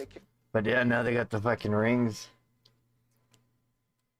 But nah, it's not fucking perfect. You just wear a hoodie in your set. But back in the day, before ring cameras, we would do Nicky Nicky 9 doors. Or we'd fucking order pizza to somebody's house and sit across the street at in a bush or something and fucking watch the pizza guy show up and the fucking homeowner answer the door. And the homeowner would be like, I didn't order this. And they'd fucking have like an argument. Yeah. The garage, they run away, and turns out they actually damaged the garage. The media picked up the story. Teens actually recording themselves kicking people's doors, and authorities are worried they could be putting themselves in some real danger. Homeowners were getting property angrier. damage, Some made it dude. clear they were ready to defend their homes. So he didn't think about, there's definitely reactions to actions, and he didn't think about what could have happened You know, it could have just that quickly gone that bad. At that point, it was only a matter of time before something unfortunate happened. In December 2025, a teenager in Florida picked the house for the challenge. The door swung open instantly. The good news was that the homeowner wasn't inside, but her dogs were. One of them was a Yorkshire Terrier named Spooky. With the door open, Spooky ran into the street. By the time the owner got home, the door was broken and her dog was gone. She searched everywhere, but by the time she found her dog, Spooky didn't make it. Oh no, got hit by a car. This is not a joke, but you guys can't just go around kicking people's doors and not being held responsible for it. The community was if they're not home, by fucking this. dogs, Police cats launched can an get out. investigation. A few weeks later, they arrested the person who kicked the door open. He was charged with felony burglary and criminal mischief. But even after the incident, the trend didn't fully end. Burglary? New incidents are still being reported. This next trend told people to do something most of Unless us had a were shitty warned lawyer. not to do as children. What the fuck do you charge Sun burglary? exposure. A TikTok trend claimed you could improve your health in a Property strange damage, way. kid. The trend was called sun eating. Sun gazing is an ancient Egyptian practice that will drastically improve your life on all levels, mentally, physically. Don't tell me it's staring at the fucking People were sun. told to expose their Oh my eyes to fucking sunlight God. for 5 to 10 seconds every day, but only during the first or last 15 minutes of sunlight. Influencers claimed that time was the safe window. Not only is it safe, but it will improve your eyesight, improve your endocrine health. Yeah, I've got fucking improve your hair like sleep this. cycles. By late 2023, Fucking the telling trend you was that. already popular online. TikTokers shared videos trying it for themselves, and they couldn't stop talking about the endless benefits of this ancient practice. It gives you Placebo natural effect. energy, which is what they don't want you to know. That's why they tell you not to do these things. Some even claimed it could help with weight loss. Thanks to these claims, this trend had over 70 million views on TikTok. People treated it like a miracle cure. There was one big problem. There was no scientific proof behind any of it. Doctors were the first to sound the warning. The main problem was obvious. Direct sunlight is too strong for the eyes, especially It's too strong for the skin, retina too. plays a vital role in helping us see. And unlike many parts of the body, it does not heal on its own. Doctors published articles and made videos to correct the misinformation, but the influencers doubled down. You've been told sunlight damages your skin, but sunrise and sunset light actually restructure your cells to operate at a higher frequency. That kind of messaging kept the trend alive. Dozens of people, including grown adults, continued doing it. The outcome was exactly what doctors warned about. Someone learned the hard way. In 2024, a college student visited an eye clinic. She noticed a blind spot in her left eye. Doctors asked what happened, and her explanation left them speechless. She said she tried the TikTok trend. She was in the sun for less than a minute, but that was too much. Scans showed her retina was affected. Sadly, Always it use was fucking, permanent. Her case was later sunglasses, documented in man. a medical journal. Even stories like this didn't stop the trend on TikTok. More videos kept coming, each one repeating the same promises. In 2025, scientists looked into the trend. They wanted to see if it was as amazing as people claimed. But after all the research, they found no reliable evidence supporting the benefits. But the trend is still around. Every few months, new videos pop up promising the same exaggerated benefits. And whenever it returns, new people are exposed to the same risk. Our next chapter is about a community of people who became so obsessed with their appearance, they ignored every warning that came with it. Looks maxing gone too far. This trend started because young men wanted to improve their looks. At first, there was nothing directly obvious that was wrong wanna with be it, but some Chads. people pushed it too far. When I heard about it, I was like, this is the most consistent effort since the Tide Pods. The trend is called looks maxing, but it was taken too far. Looks maxing is a set of methods men use to make themselves look more attractive. Young men formed Reddit groups to discuss skincare, fitness, and fashion. Sometimes members would post photos of themselves. Then other members would point out their physical flaws and suggest ways to fix them. And for a while, that's all it was. But for some, basic improvements weren't enough. They became obsessed with their facial structure. They wanted sharper jawlines and defined cheekbones, so they went looking for extreme solutions. And that's where things took a turn. Some members of the looks maxing community came across a theory called Wolff's Law. Wolff's Law says that bones can slowly adapt when pressure is bone applied crashing, over they time. smack But their these bone guys with a fucking misunderstood hammer. the concept. Without going into any Fucking detail, stupid. they thought applying applying force to their face could give them sharper jawlines and cheekbones. Some went ahead and tried it. Starting in 2022, those videos began appearing on TikTok. They claimed it improved their facial features. The videos pulled in millions of views. More people copied what they saw, and just like that, the trend took off. By 2023, those videos were viewed over 260 million times on TikTok. Some even made tutorials teaching others how to do it. Others posted before and after photos to prove it worked. Yeah, But even massage though gun they hitting made his the face trend look constantly. appealing, the reality was much darker. Doctors quickly raised concerns about the trend. Doctors explained that bones don't automatically heal into better shape. They can heal the wrong way or not heal at all. You have no idea how your bones are going to rejoin themselves. We have no idea what the long-term implications are. They also pointed out something else. The face isn't just made of bone. It has nerves, muscles, and blood vessels. Applying serious force in the wrong place can cause issues. It's surprising that anyone thought this would work. Media reports describe the trend as nonsense and insane. TikTok Incel abandoned it. The joke. trend didn't fully disappear. Looks maxing influencers are still getting millions of views, and Yeah, some look are like still incels promoting too. questionable methods. Our next chapter is about people who thought they found a smarter way to work out, but doctors called it one of the most reckless trends they've seen. Spoofing. Dry scooping. What the fuck? Around 2020, Eating TikTokers protein came up fucking with dry? a new way to drink pre-workout What powder. the Instead of fuck? mixing it with water, they swallowed it dry. Then they went straight into working out. If you don't know what pre-workout is, it kind of gets you pumped up, and I don't like to drink it. They had a reason for doing it this way. They claimed that eating it dry would reach the bloodstream faster. That would lead Oh, to more well, energy dude, and water, better drinking it, performance in the gym. drinking The it idea would sounded convincing to people dissolve into your scrolling tongue online, fucking but there was no instantly. scientific proof that it was better or Oh, safer. well, it's already Despite dissolved in that, the dry water. scooping became popular. It's workout time and everyone's been taking a pre-workout on my For You page. Many people didn't experience any side effects, but for some, it landed them in the hospital. In April Yeah, you need to 2021, fucking a 20-year-old wind woman that tried down. the trend on camera. She Water took it a full down. scoop of pre-workout powder and went to the gym. But during her workout, she felt a weird sensation. My symptoms heart attack, were right? heavy chest and chest pains, but I ignored it and I continued doing my workout. It continued throughout the day. She was rushed to the hospital and doctors confirmed it was her heart. They told her she was lucky. It was only a partial blockage. They warned that a more severe blockage could have far worse consequences. Her story got a lot of attention online, even on TV. So this woman ended up in the hospital after taking the dry scoop challenge. But after that alarming case, the trend did not slow down. Dry scooping became so popular that researchers looked into it. They realized people didn't understand what they were doing. Dr. Shanyon says the trend is a bad idea for a number of reasons. Pre-workout powders contain high levels of caffeine, and dry scooping changes how that caffeine enters the body. Instead of being diluted, it hits all at once. You're taking upwards of 3.5 times the normal amount of caffeine that you would get in a cup of coffee. That sudden surge can trigger serious reactions. So they're getting a large portion of caffeine in one setting. When you do that, it That's why there's no fucking. That's why it's energy drink, not energy fucking Eventually, powder. TikTok banned the trend. Dry scooping videos were removed from the platform. But once again, that didn't end the trend. People still promote it on YouTube and Instagram, and there is little sign that the trend is going away. These trends prove that common sense sometimes isn't so common after all, sometimes especially it's more on common. the internet. But Yeah.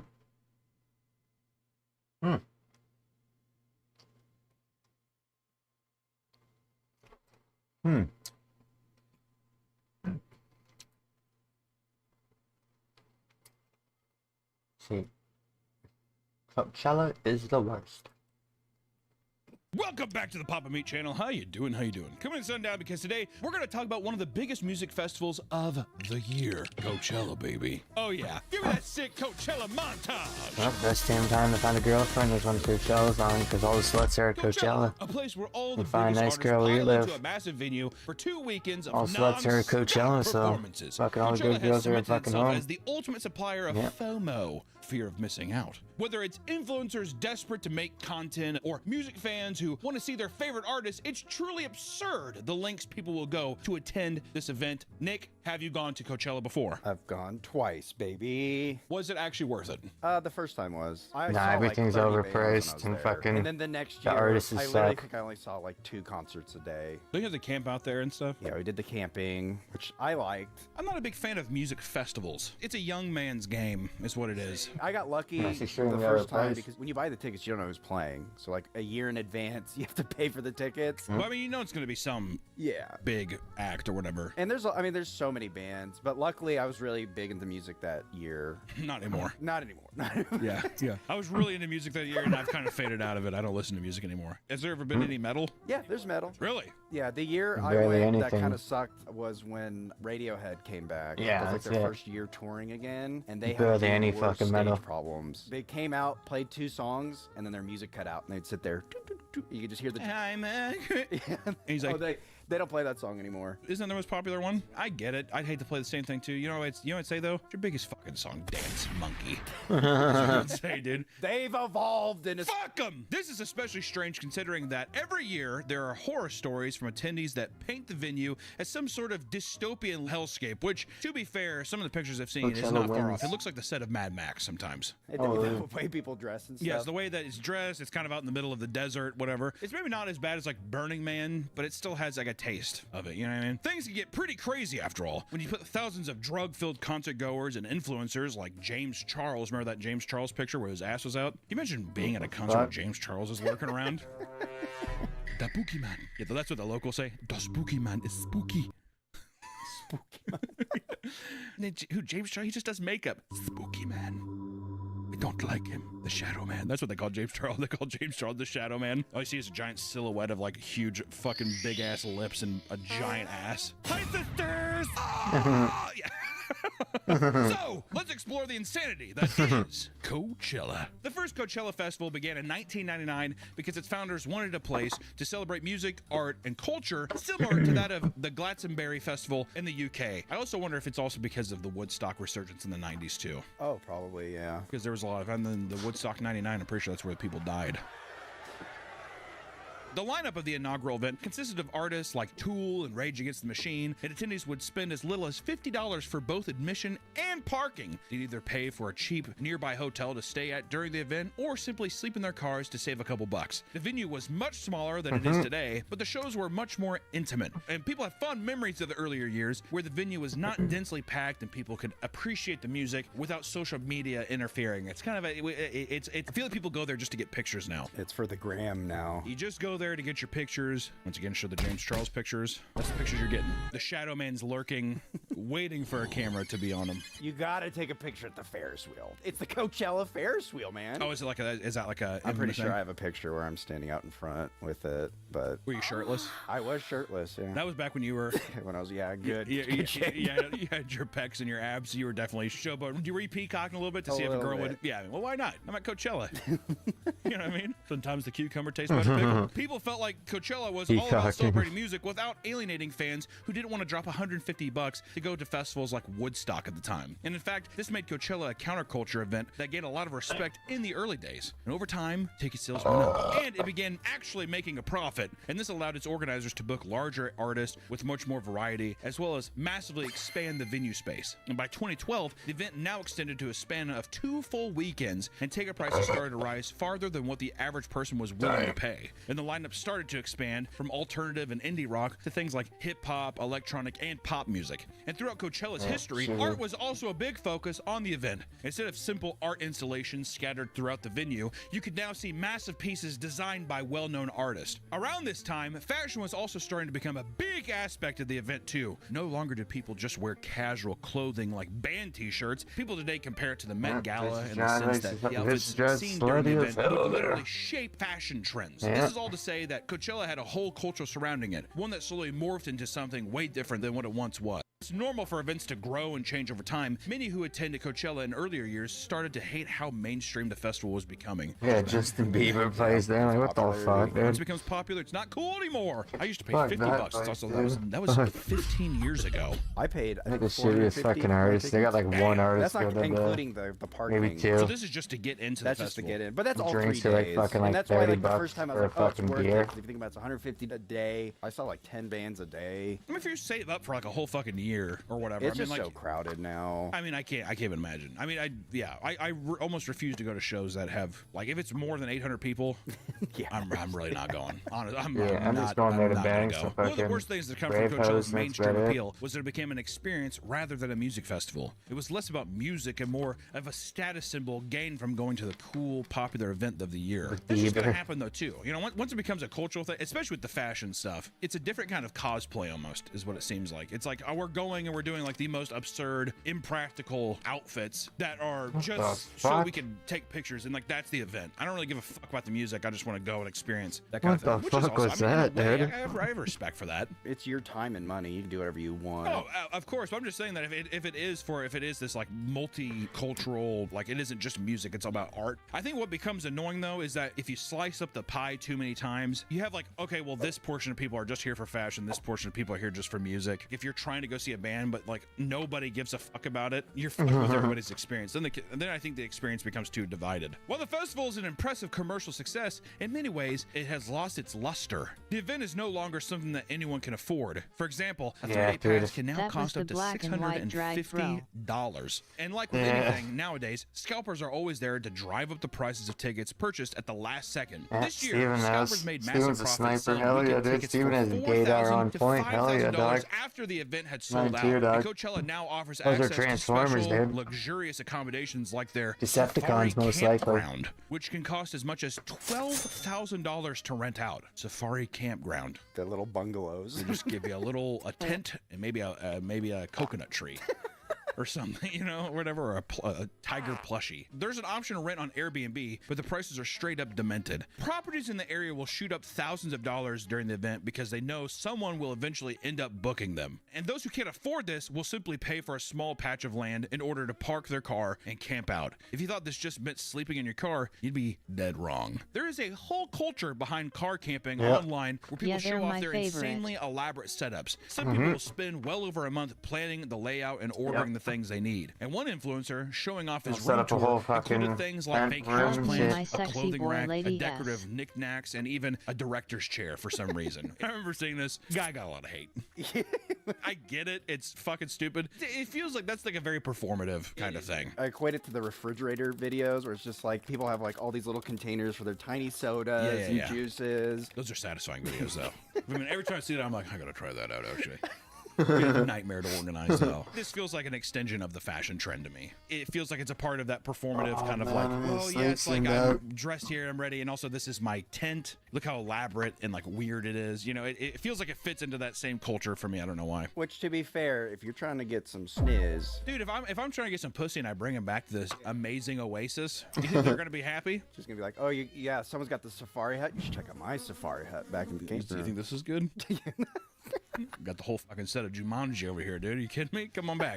For many, it's less about the utility and more about the aesthetic and the content that can be made with it. The absurd prices extend to the food as well, and people often post their insane food expenses, like one attendee showing off a plate of tacos and nachos that cost $102 and were cold to the touch. Others revealed that they paid over $20 for a simple cocktail and $17 for a small cup of lemonade. And regardless, Coachella still sells like crazy, and people will gladly drop a small fortune over the course of the weekend. Yeah, $34,000 at Coachella. Like, yeah, but I mean, it's $100 for nachos, and it's like, well, then don't, like, why are you ordering it? What do you expect? It's like going to the airport and being like, can you believe these prices? Well, you kind of get trapped if you could do car camping because you cannot leave. So you're like, oh, how am I gonna feed myself? Yeah. Which, granted, if you're camping, you should bring food. Well, why didn't you bring food? Yeah, I mean, you like, just bring a bunch of fucking bologna and cheese sandwiches. Extra fucking you know 20 grand. If this all sounds far too expensive, don't worry, because now people are signing up for payment plans in order to pay off the insane plane ticket prices in smaller installments. In 2025, reports showed that 60% of attendees, around 80,000 people, utilized this to afford their ticket. Many people literally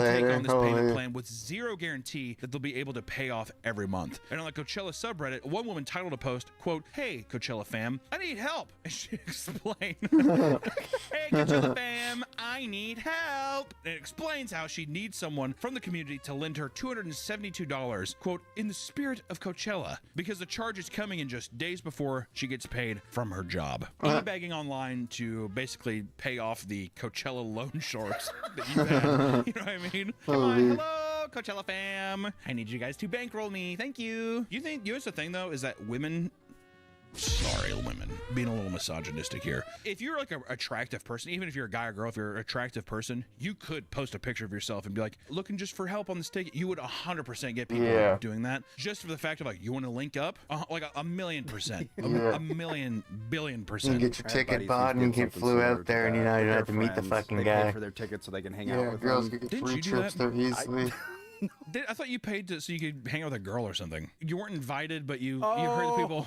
That was for a Lord concert. My coworkers are like, "We're going to this Lord concert on the weekend." I was like, "All right, cool." And I liked one of the girls, so I was like, "Wouldn't it be awesome if I surprised them and drove 4 hours?"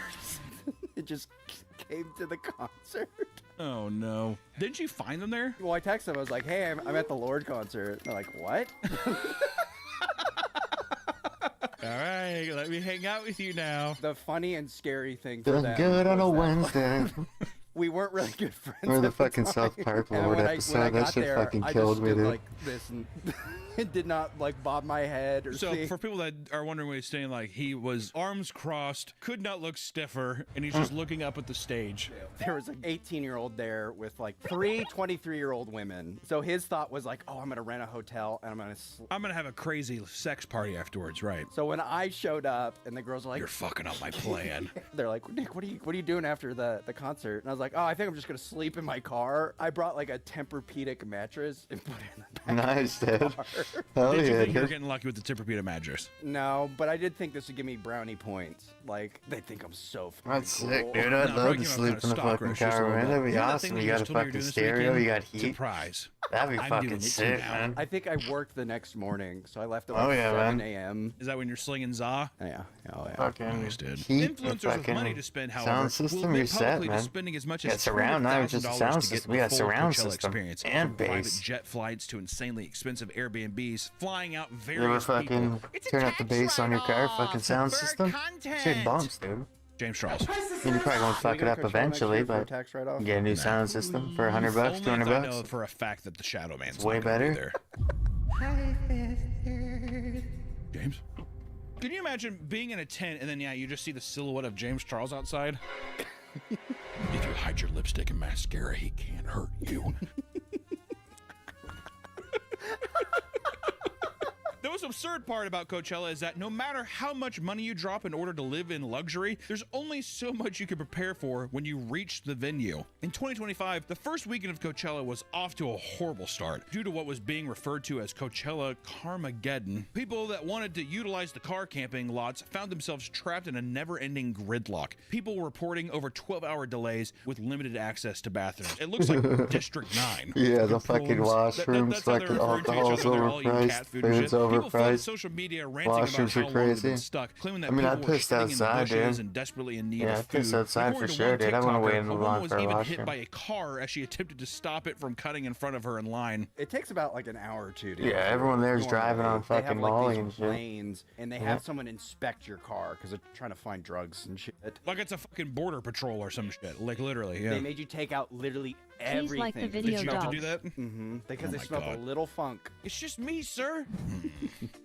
Pull over to the side. Others posted videos of cars that were having to be pushed No out way of you line would because they piss were outside. overheating and shutting down. Yeah, of But course, let's assume you dude. get past the horrible introduction. Yeah, I'm not you fucking get waiting into the for a venue, fucking. right? If you I have think to go this to the means you're in washroom. I'm not clear, waiting for. I think have to wait again, more than because 5 doing minutes for the anything at washroom. Coachella Wow, is a man, that sounds depressingly manly. tedious Yeah, I know. chore. If I have to Many wait more than stands like are gonna 2 to have you 5 waiting minutes as for much the as 40 washroom. minutes when they're busy. Yeah, I Perhaps piss you opt outside for for a sure, slice dude. of pizza because If it's there's not a quicker. washroom You may near end me up and I'm being one of outside hundreds that fucking reportedly got shopping food or poisoning fucking this year after eating a going for a $25 jog or slice of something, pizza I won't from one piss of their most outside, popular dude. tenders. You like that? You like being poisoned? 40 minutes. It's a long Piss on time. the road. It's not as long as The I thought. world is mine, Be so I honest. piss Also, on the if you're going to Coachella, sidewalk. why would you ever be like, The I'm going to go world to is the food mine, stand? Why steady, would you not just steady be like, I'm going to make a streaming. bunch of sandwiches? The world Because is you've got a mine, party and it's quicker so to I I can piss fucking on the party and still sidewalk. slam a bologna Steady and cheese streaming. sandwich. A lot of people can't The cook world these is days. mine, It's bologna and cheese. so I piss on the It's not sidewalk. cooking. It's putting Steady a stream. slice of bologna and cheese up between two So I pieces of piss on bread. the Slap some sidewalk. mayonnaise Steady on there. You think streaming. I want to be seen eating The a world bologna is sandwich by mine, so I Coachella? piss on the Love sidewalk. to be seen eating a bologna and cheese. People would be like, how many of these did you be? The world is mine, Come on, so I man. piss on the To be sidewalk. fair, I don't think you can bring outside food and in I'll once call you're you inside. out, You can't bring but- anything in, like even That's drinks. what I so they can sing play every pretend. time They when I won't let you piss bring outside. a cooler The of world is sandwiches mine, in? so So I you're piss saying on that the you'd have to go buy sidewalk. the stuff and then make it at your deal? You're The back at world your is camp, and mine. the walk to your Yeah, camp, it's not. they It's call not it good to walk hold in your shame at the end wash of the or night hold in your because piss, everybody's dude. You can get a so tired bladder and fucked infection. up. But it could take like 40 minutes to walk to your car. It's a lot worse to If I piss was like yourself because you gotta walk 19, home I with could piss see covered myself pants. Because also you're like, what else am I gonna do? It's Especially like if you don't magical. fucking go home. Especially if you're When you're fucking in your all like, 40s, it's only an everything hour is after you hell. left your house and you still got a That's why fucking I'm 8 so hour glad I shift listen ahead to of Rebel you. because it's such a like they're always intimate shows. Get in, get out, have a couple drinks, and you're on your way. You know what I mean? I was looking at like a Kanye concert or like a fucking Travis Scott concert. Fuck that. Oh Yeah, my god. fuck Go to that. That's a whole Post Malone bunch show. of fucking Oh my kids God. and teenagers. Oh fuck. Fuck If you need that. to rush to the bathroom and you don't have a bucket set up in your camp, prepare to wait another 30 to 60 minutes in line See? before you're being able to shit your brains out in a public See? bathroom into a porta-john, which also I will say. There's a if massive people- camping I'm gonna spot. I walk just 100 take a piss steps. between two cars that are fucking empty. Go to a porta-john on the hottest day and take a shit. Yeah. It's a surreal experience. You'll never feel as gross yet relieved in your entire life. I can't explain it. I have a Nick tip. If you're ever at Yeah. Coachella, I don't know why, but already I'm like. That's why I like shorts in the summer, dude. You don't have to pull down your pants to take a piss, dude. You just fucking. if you're Pull at it- open Coachella up your and you're leg. too impatient to wait in the water line because it looks long, and you want to go to the Yeah. hand washing station, don't do it because the water there is recycled water. You did it, didn't you? Did you just wish your Person brains out? standing No, luckily I didn't pissing shoot my brains outside. out, but The world the is thing is, mine, like, so I I filled up piss on the everybody's water sidewalk. bottle. Steady pissing. The world is mine. I had everybody's water So I bottle, pissed a in the huge sidewalk. line, and then I saw people like filling up at the wash station. So I was like, oh, that's the hack. The next time I did it, some guy's like, hey, you really do not want to do that. It's like recycled water. Oh. And then I looked at the water, there's like all these particles in it. And I looked at her like, we do not tell people. Basically, Coachella is filled with Disney-sized lines for every little thing. If you think A line waiting for this long is Starbucks simply at Coachella? unfeasible, What you the wouldn't be fuck? the first. Some poor souls will return to their tents only to Someone find that pooped in my someone got tent. impatient with the lines and shit in their living quarters. This isn't uncommon. I simply believe it could be the work of a serial Coachella shitter. The online Coachella groups have all sorts of angry rants from the attendees who are fed up with the surprise logs. Like a woman who crashed out after finding out that there was a full-size shit in the woman's shower 2 days in a row. Do you think that that's a woman doing that, or do you think it's a man sneaking in? I think and it's a shitting? woman. I think it's a woman who's like, she's above pooping in a porta Dude, potty. I don't Yeah, know. it has I to think- be a I just think woman. bitches are gross. I lived on a co-ed dorm floor. Well, to be fair, it was a liberal arts school.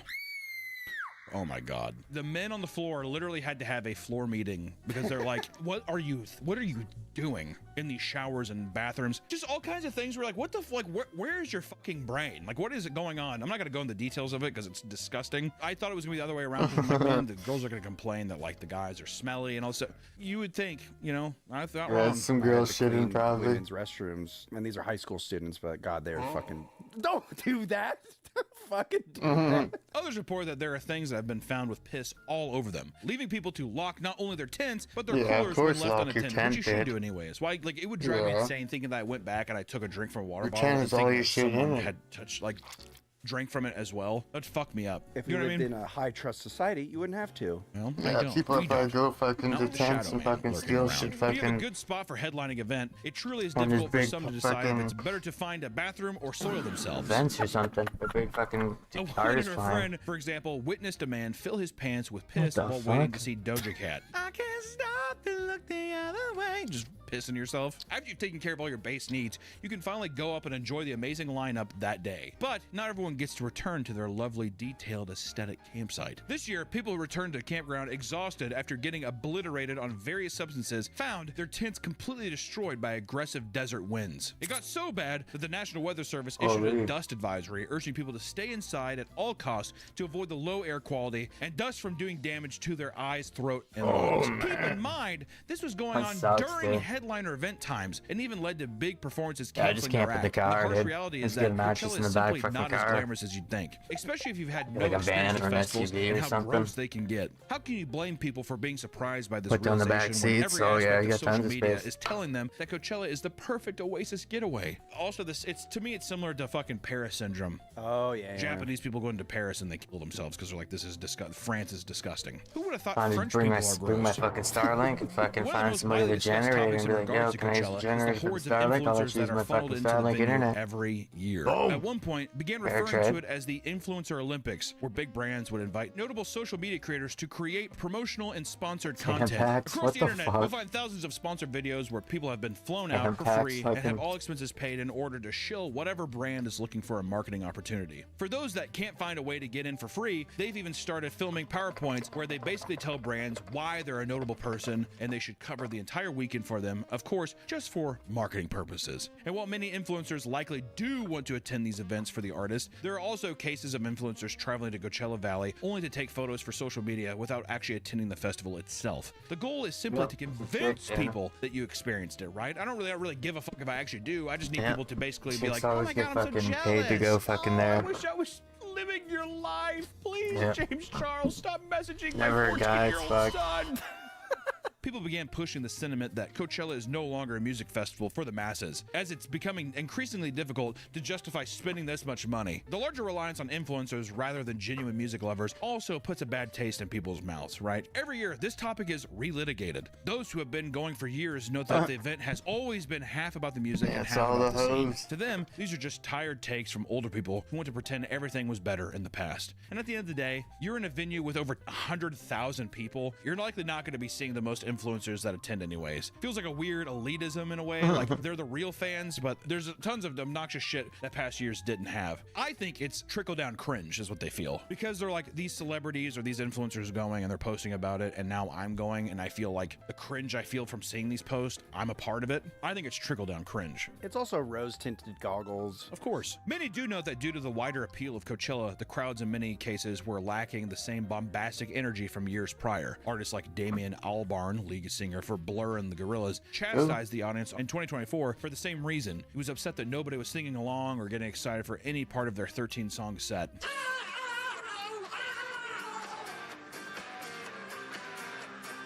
I don't know, dude, you're in the fucking Gorillaz. Get over it. Yeah, nobody knows you do. He got frustrated and said, "You'll never see us again, so you might as well fucking sing this." It's pretty sad. Everyone's just sitting there. If it was Gorillaz playing, I think a lot of people would be, bopping their heads. But it's fucking Blur. Yeah, it's like a 90s exactly. fucking UK pop boom kind of thing, yeah. With an event as big as Coachella and a venue as chaotic as it is, there are bound to be some wild and historic Coachella disasters. It's just gotta happen. Last year's Coachella, Green Day performed their set, accompanied by pyrotechnics that went haywire. As they were wrapping up their headlining performance, a firework went off course and slammed into a nearby palm tree. The explosion caused the tree to be set ablaze, freaking out concert goers. One man went briefly blind in an ear and became convinced that there was an active terrorist attack happening. The one thing that'd be horrible is inciting basically a riot with that many people. People get trampled. Easily happened at Woodstock 99. You gotta fucking watch out, man. Which, luckily the fire was contained and Green Day went back to, doing what Green Day does. And one of the most notorious incidents to ever take place at Coachella was cemented in a viral video from 2009. In it, a 23-year-old man named Jonathan Frederick Felch was filmed being hassled by police officers after drunkenly ripping off all of his clothes, which seemed to resemble wizard robes. Police claimed he was acting erratic, and the man repeatedly denied the request to put his clothes back on. The surrounding crowd cheered on the naked man, with some passing attendees handing him water. An officer hands him his clothes, urging him to put them back on, and he took them and threw them away. Eventually, the naked man is wrestled to the ground, where he is able to slip away and make a run for it. And at that point, he is tasered and drops back down. After a light struggle, a second tasing, he was arrested and taken away among a sea of boos from the audience. Must have had a pretty penis. If the penis wasn't good, they wouldn't be cheering. With any big event, there are unfortunately lots of opportunities for things to go horrifically wrong. Not only is this expected with densely packed crowds, but the venue is filled with structures and potential for falling debris. At Coachella in 2019, a 24-year-old woman named Caroline was dancing at the rear of the Sahara tent during a live performance. And according to her friend, a falling metal balloon prop had fallen from far up above and slammed into her head. Oh my God. She collapsed to the floor, and other attendees at the event noted that they had seen a pool of blood forming under her. Caroline suffered a fractured skull and bleeding on the brain. She survived the incident, but only after having to undergo brain surgery. My God, man. That's a big Travis Scott lawsuit. concert. Also, his response is so funny. Yeah. Oh, man. Man, Black Travis filter. Scott, fucking idiot. It really just goes to show, too, that all those people have, like, zero empathy for human Fucked life. up on No drugs. souls Oh, left. None of them. Yeah, they just see ants when they're on stage. Bugs. Bugs Life. Love that movie. At that very same event, prior to the start of the event, a production worker ended up passing away from a tragic accident while rigging the main stage. Oh, While climbing fuck. up the scaffolding without a safety harness, he suddenly slipped and plummeted Fucking 60 idiot. feet to his death. And sadly, severe Without injuries a are harness, becoming that's far your too own fault. common at Coachella. Even this year, a heavy light fixture fell down into the audience and slammed into a woman's head and left a giant gash on her head. Many believe that this was that's due to the harsh massive. winds occurring all weekend. And the woman was quickly helped by nearby concertgoers and given medical attention. Oh But this my isn't the only God. dark side to Coachella. In fact, many who look into the history of Coachella Valley will find something that makes the festival feel much more revolting. Coachella has always taken place in Indio, California at the Empire Polo Club. While the event itself brings in well over $100 million in gross revenue a year, many Coachella Valley residents if I got live hit in the below head, the I'd poverty fucking line. ask for 23% I'd run of to the households fucking owner earn of the less than fucking event. $20,000 per year. You had to and give food me fucking at insecurity least has seen a $100K rise in a over the years as luxury well. hotel The for following a weeks after fucking week. Coachella ends, a sea of trash and discarded appliances Please, cover the dude. venue. Local farmers, charities, Unless and I'm community suing his members ass. then get to work Fucking a lot restoring the more than land that. to what it once was. Most of them belong to the Purepecha, Fucking an head indigenous injury group from a in fucking Mexico, light. who sometimes make as Those little as things aren't light, $11 dude. an hour. Holy. And often this is the work that gets done Things are after an fucking already heavy as grueling hell. 8-hour day of physical labor. Workers Yeah, it describe the fell area like as a fucking 30 garbage feet. dump and how filthy is left by attendees. But it's work that required for some of them to make ends meet. And this isn't Yeah. to say that every person who attends this event should feel at fault for this. Enough And garbage in fact, cans, many that's are the probably aren't thing. even aware of what goes on You guys outside put of the 1,000 festival. garbage But there's cans something around again, strange and she fucking- dystopian about such an extravagant and over-the-top event taking place right across from It'll be people full. struggling to make ends meet and become exploited for their labor. It's like I said, it's that dystopian, almost sci-fi-esque kind of like the fucking beginning of like Alien Romulus or like literally District 9. It's just, it's crazy. They have to clean it up pretty quickly because right after Coachella is the biggest country event, Stagecoach, same spot. Yay. Despite all the problems with There's some Coachella, country there are girls people there. out there that That'd be treat nice. it like it's an essential part of their identity. Although it's probably changed a whole lot since its heyday, there's likely still some fun to be had, Probably a good right? place to So, meet some if you can country afford girls, it, man. Maybe give it a try. Just be prepared Stagecoach. for a little chaos, overpriced food, and hey, clean up after yourself, you fucking slob. I don't know what I'm supposed to tell you. You know, I fucking hate festivals. It drives me insane. People just take their cups, they throw on the ground, all kinds of shit. I mean, Don't if a be drink costs just fucking throw 40 shit bucks, away, might and as well even if throw it's it on like, the fucking whoa, ground. Look at all the other stuff. Just be a Fuck better you part guys. of it. That's all I gotta say. And do lots Hey, of you spending drugs. 40, Go fuck 50 yourself. drugs, $40, $50 on a fucking drink. Might as well just fucking throw it on the ground. People were trapped alive for days. Shit. People who were trapped alive for days. Hey guys, welcome back to another video. Today's video is pretty self-explanatory. We're going to be talking about a lot of claustrophobia, so hopefully that doesn't scare you guys. Yep. Some of these people made it out alive, some of them didn't. If you like morbid documentaries, that is what my entire channel is about. And if you're not subscribed, don't even worry about subscribing. I will earn your subscription by the end of this video. With that being said, let's get started with the The topic. world is mine, so I piss on the sidewalk. 3 days on the Steady ocean pissing, floor. the world What if is the one mine. thing keeping you alive was a Steady 4-foot pissing. ceiling of air, and you had no way of knowing how long it would last? Well, this is something that actually happened. On May 26th of 2013, at around 4:30 in the morning, Harrison O'Keen got up to Yes. use a bathroom aboard a tugboat called the Jaskin 4. He was 29 years old, working as the crew's cook, and what's interesting is that he wasn't even supposed to be on that boat. He'd taken the job as a last-minute replacement. The vessel was about 20 miles off the coast of Nigeria, stabilizing an oil tanker filling up at a Chevron platform. O'Keen had woken up, said his prayers like he did every morning, and was heading to the bathroom still in his boxers. He was thinking about his leave, which was supposed to start in 3 days. Then a wave hit, and that one rogue wave was enough to snap the tugboat's tie line and flip it over. Most of the crew were locked in their cabins.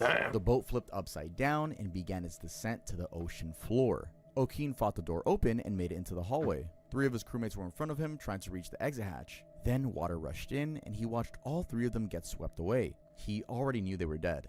He turned around and swam deeper into the ship. That decision, swimming away from the exit, going further inside, is what saved his life.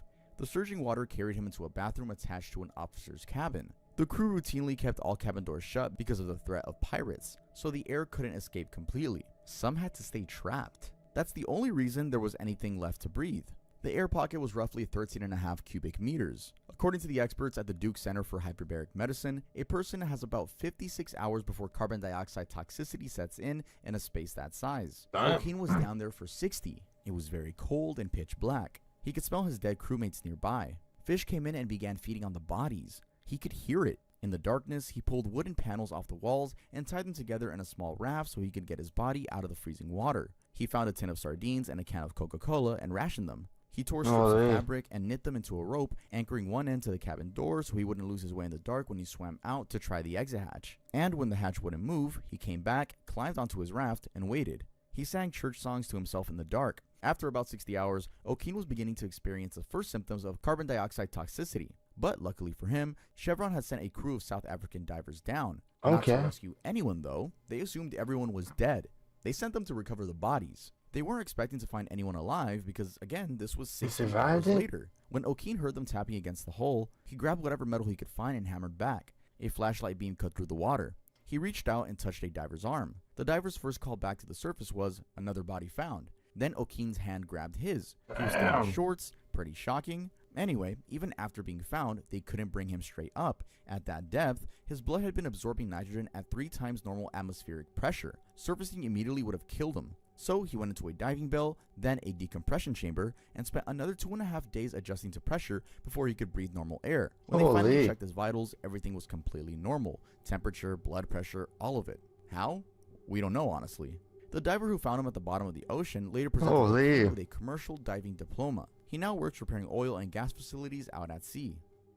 Almost 3 days buried under building rubble.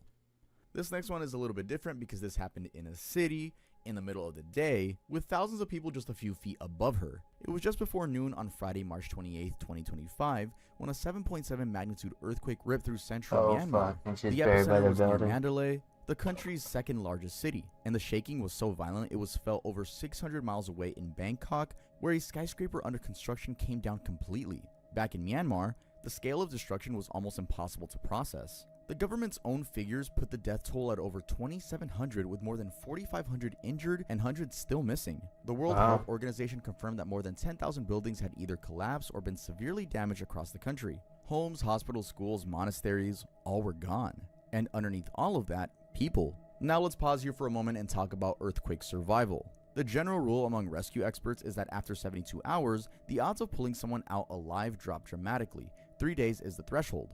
After that, most operations quietly shift from rescue to recovery. Myanmar's own military leader went on state television and said that after 72 hours, there was only a narrow chance anyone was still alive. So that's the context on what happened that Tuesday. A 63-year-old woman was pulled out of the rubble of a collapsed building in the capital. There's the name of the capital on the screen. I would butcher that. Exactly 91 hours after the earthquake struck. That's almost 4 full days of being buried in the remains of a building that had folded in on itself in the middle of the afternoon while the city was fully awake and moving. The fire department confirmed she was conscious and was in stable condition when they reached her. Rescue workers had spent 5 hours on that specific operation to get her out. Meanwhile, over in Mandalay, another woman had been pulled out alive from the rubble of the Great Wall Hotel on Monday morning, nearly 60 hours after the quake. Small pockets of survival and an almost incomprehensible amount of death. But what made this disaster harder than most was what was already happening before the first tremor hit. Myanmar had been in the middle of a civil war. The military had seized power in 2021, and by the time the earthquake came, over 3 million people had already been displaced by fighting. Airstrikes were reportedly still happening in Sagaing near the epicenter even after the quake.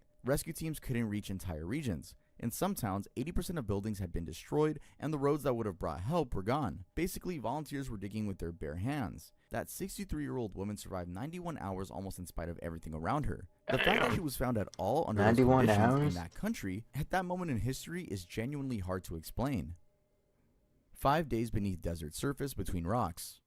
What would you do if you were alone, 100 feet below the desert surface, wedged inside a canyon so narrow in places it barely fits your shoulders? I mean, it's hard to imagine. Like, picture that, and then add it to the fact that your right arm is pinned under an 800-pound boulder, and nobody knows where you are. All you have are 2 burritos, some candy bar crumbs, and 1 bottle of water.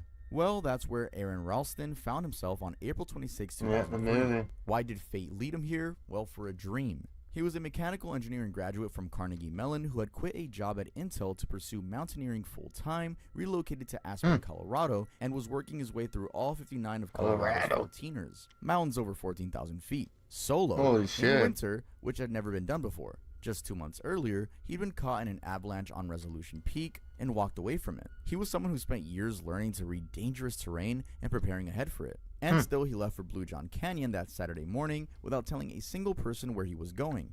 At 2:41 in the afternoon, he was 7 miles into the canyon when a chalkstone, a boulder, lodged between the canyon walls. It shifted under his weight and came down on his right arm.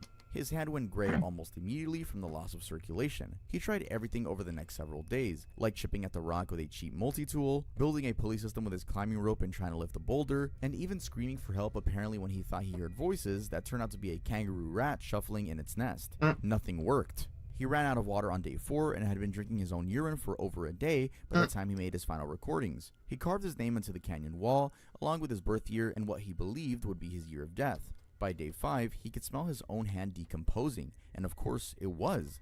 The tissue had been rotting without circulation for days, and when he poked it with his knife blade, it punctured like room temperature butter. That night, he had a small vision of a blonde boy running across a sunlit floor, a sun he hadn't named yet, and a future he thought he couldn't reach. And when he woke up from it, something had shifted. On the morning of May 1st, 127 hours after the boulder fell, Ralston realized he didn't need to cut through his bones, he could break them. Using the torque of his own body weight against the trapped arm, he snapped both the radius and ulna just below the wrist. Then he took his 2-inch knife and spent an hour cutting through skin, muscle, and tendons, leaving the arteries for last because he knew once those were severed, the clock was running. He descended down a 65-foot cliff on the way out, then hiked 6 miles through the desert, dehydrated and losing blood, before he ran into a Dutch family who gave him water and Oreos and called for help. 4 hours after the confrontation, rescuers reached him.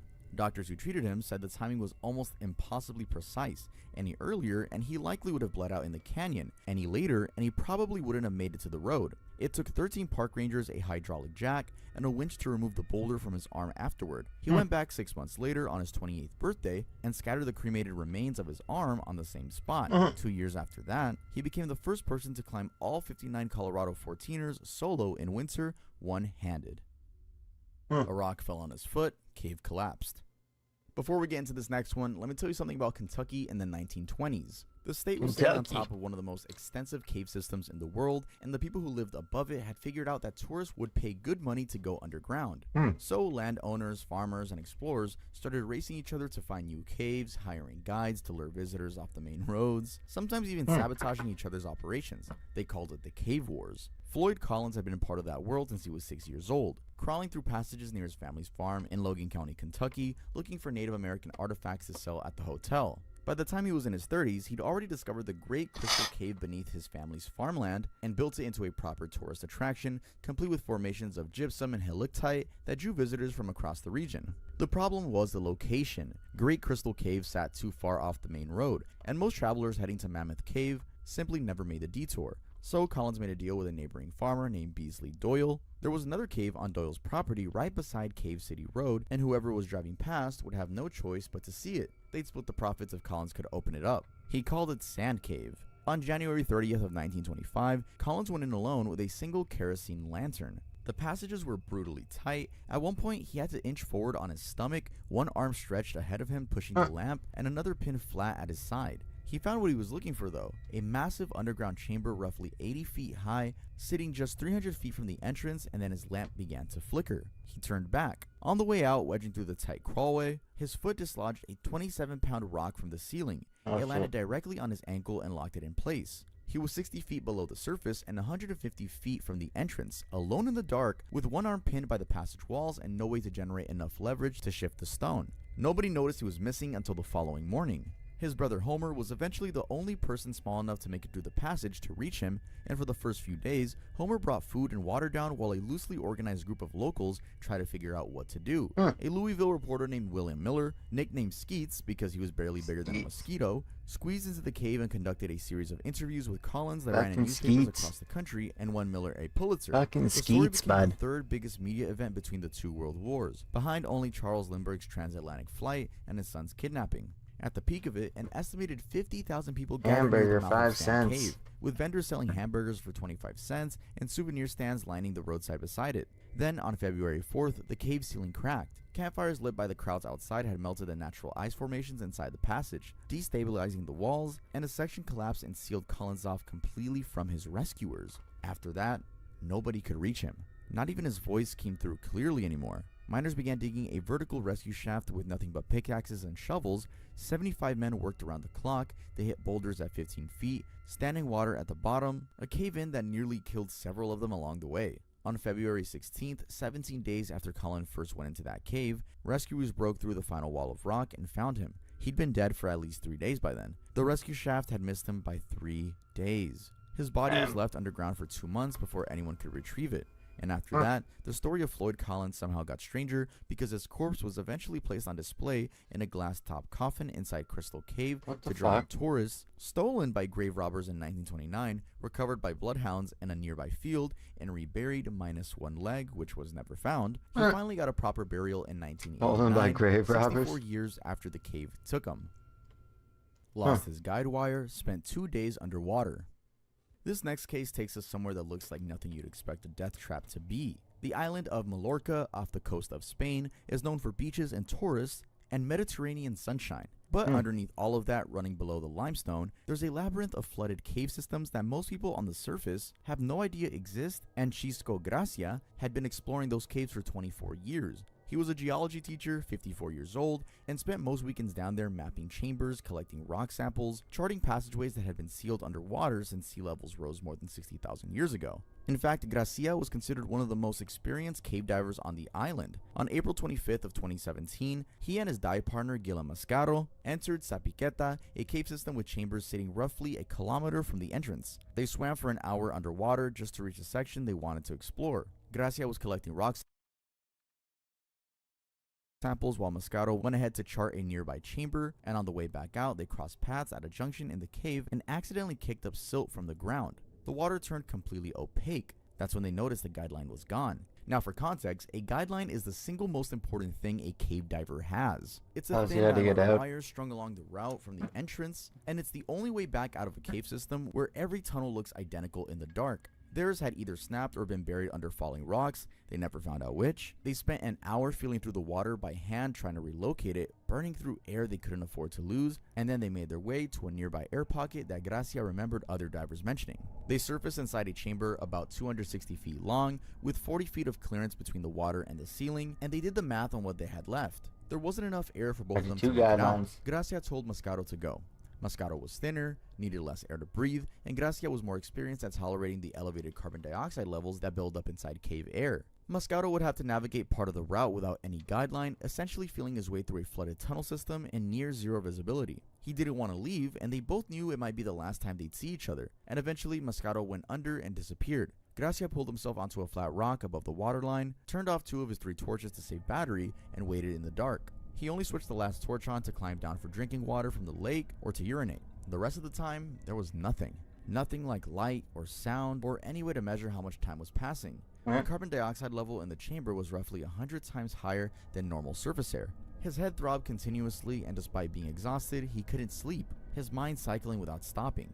After the first 7 or 8 hours, when Mascaro hadn't come back with help, Gracia started to consider the possibility that his partner had gotten lost in the tunnels and drowned. The hallucination started after that. Lights flickering across the surface of the water, the sound of a diver's bubbles rising nearby. He would turn his head and find nothing there, just dark water and silence, and the CO2 had a grinding. At his lowest point, he swam across the chamber to where he'd left his diving gear and retrieved his knife. He kept it close. If his torch died before rescue came, he wouldn't be able to find the water in the dark, and he decided he wanted the option of a faster death over a slower one. Then he heard drilling from above. Mascaro had made it out. Rescue teams had reached the cave, but the visibility was still too poor for anyone to swim through, so they attempted to drill down through the rock to pass some food and oxygen. That attempt failed too, and the drilling stopped. Then, on the second day, after waiting for the silt to fully settle, 2 cave diving experts made it through and found him alive, nearly 3,000 feet from the entrance. It took 8 more hours to bring him out of the flooded tunnels. He emerged on the evening of April 17th, 60 hours after he'd gone in, with a body temperature of 89 degrees Fahrenheit and barely above the threshold for hypothermia. A month later, Gracia went back to Sapiqueta and kept mapping. Behind a waterfall for 2 days. Every once in a while, a survival story comes down to one decision.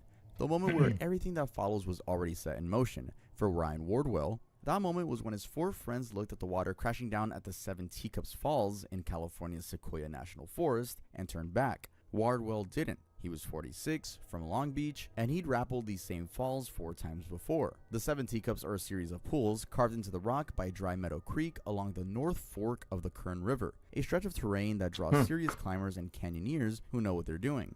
All trails explicitly warn that the area isn't suitable without extensive canyoneering experience and proper equipment. Wardwell had both. He'd done this before. So on August 10th of 2025, he rigged himself at the top and started his descent while his friends waited at the trailhead. Before leaving, his friends left a note on his car. It said, "If this vehicle is still here tomorrow, report this man missing." Definitely shows you what they thought the odds were. Somewhere on the way down, the hydraulics of the water took over. The force of the cascade shoved him off his rappel lines and pushed him into the open space directly behind the waterfall. He ended up in a dark cave between the falls, completely soaked, with a wall of rushing water between him and everything else. 3 people had drowned in that exact stretch of the Kern River in August of the previous year. Wardwell tried for 2 full days to break through the curtain of water and couldn't. There was no way to warm up or way to dry out, and no way to signal for help from inside a cave hidden behind a cascade. His car was still in the lot the next morning, and the note did its job.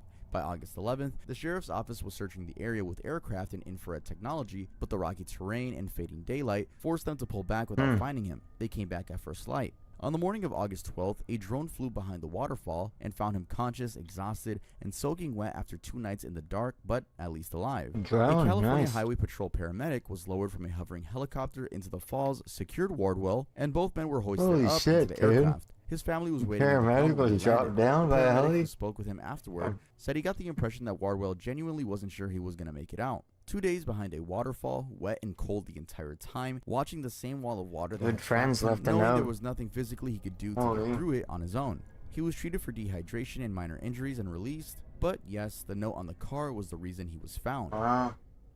Deep down dark, 770,000 tons of rock above them. On August 5th, 2010, around midday, 33 men working inside the San Jose copper and gold mine in Chile's Atacama Desert when the mountain above them essentially collapsed. A single block of diorite as tall as a 45-story building, weighing roughly 770 tons, sheared off from the rock face and fell straight into the mine's layers. Whether they were looking for a fresh start or giving the world a look into their misunderstood lifestyles, these people allowed the TLC network to put their lives on display for millions to criticize.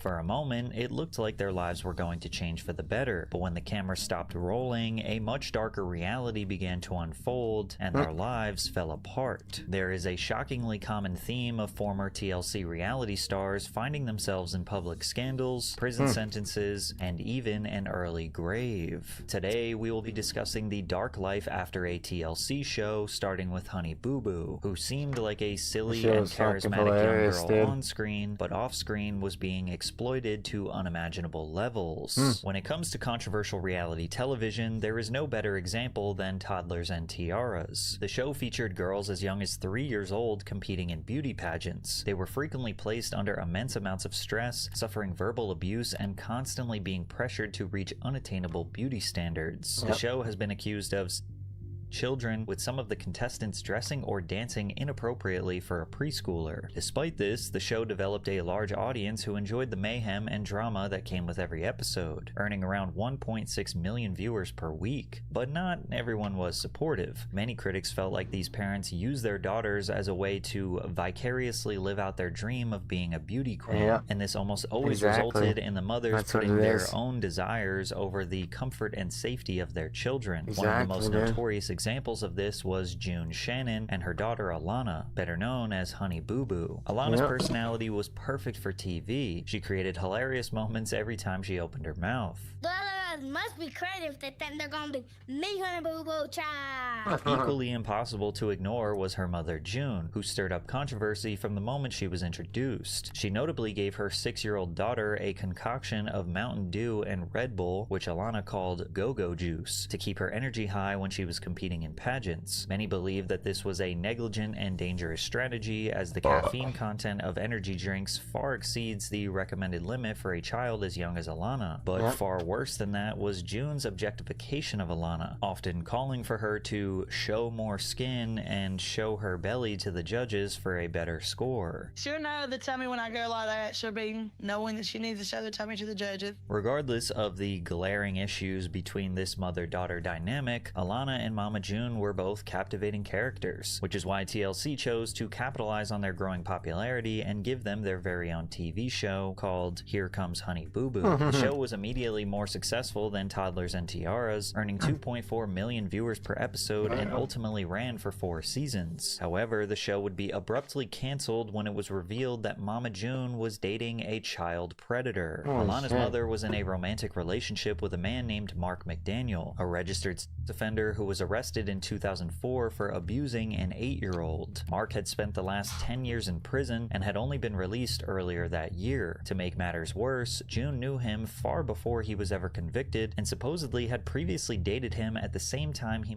his victim. This was a PR nightmare for TLC, as they were platforming the mother of one of the most famous children on the planet who is now exposing her daughter to a dangerous pedo. TLC canceled the show and said, supporting the health and welfare of these remarkable children is our only priority, which you'll see later isn't always the case. June's decision to associate with a man like Mark is reflective of the blatant disregard she has for her children and her inability to put her own desires second to their safety. Then again, this is not her first time having an association with child predators. It was revealed shortly after that 2 of June's daughters, Jessica and Pumpkin, were fathered by Michael Anthony Ford, a completely different offender who abused minors and was even featured on an episode of To Catch a Predator. It's Michael Anthony Ford.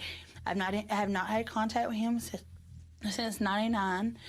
Since then, he was caught on Catch a Predator. At this point, the public didn't care that the Honey Boo Boo show was canceled. They just wanted to know if she was safe under the custody of her own mother. In 2019, Mama June was arrested with her new boyfriend, Eugene Doak, for possession of a controlled substance and drug paraphernalia, as police recovered needles and glass pipes from the couple's vehicle. But luckily, June's horrible parenting would finally see justice, because in 2022, she officially lost custody of a now 16-year-old Alana, who was now in the care of June's older daughter, Pumpkin. In the eyes of the court, June was unfit to care for the former child star, and as Alana approached adulthood, she had to come to terms with her troubled relationship with her mother. Do you not understand that I am staying with my sister?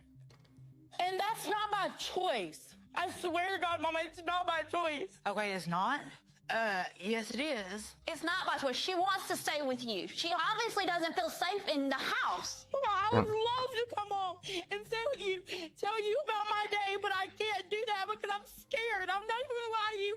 I'm scared to stay at your house. A biopic documenting Alana's childhood titled I Was Honey Boo Boo released in 2025. The film shines light on what Alana describes as a transactional relationship she had with her mother, revealing that June always prioritized business over her own daughter. As if that wasn't bad enough, Alana never received a single cent from her time on television. Her mother spent it all before Alana became an adult. I have never ever received the Here Comes Honey Boo Boo money. I've never seen it, never ever even heard of it, if I'm being completely honest. You don't really give a that you took my money. That's the real problem. It's gone. I used it in my drug addiction.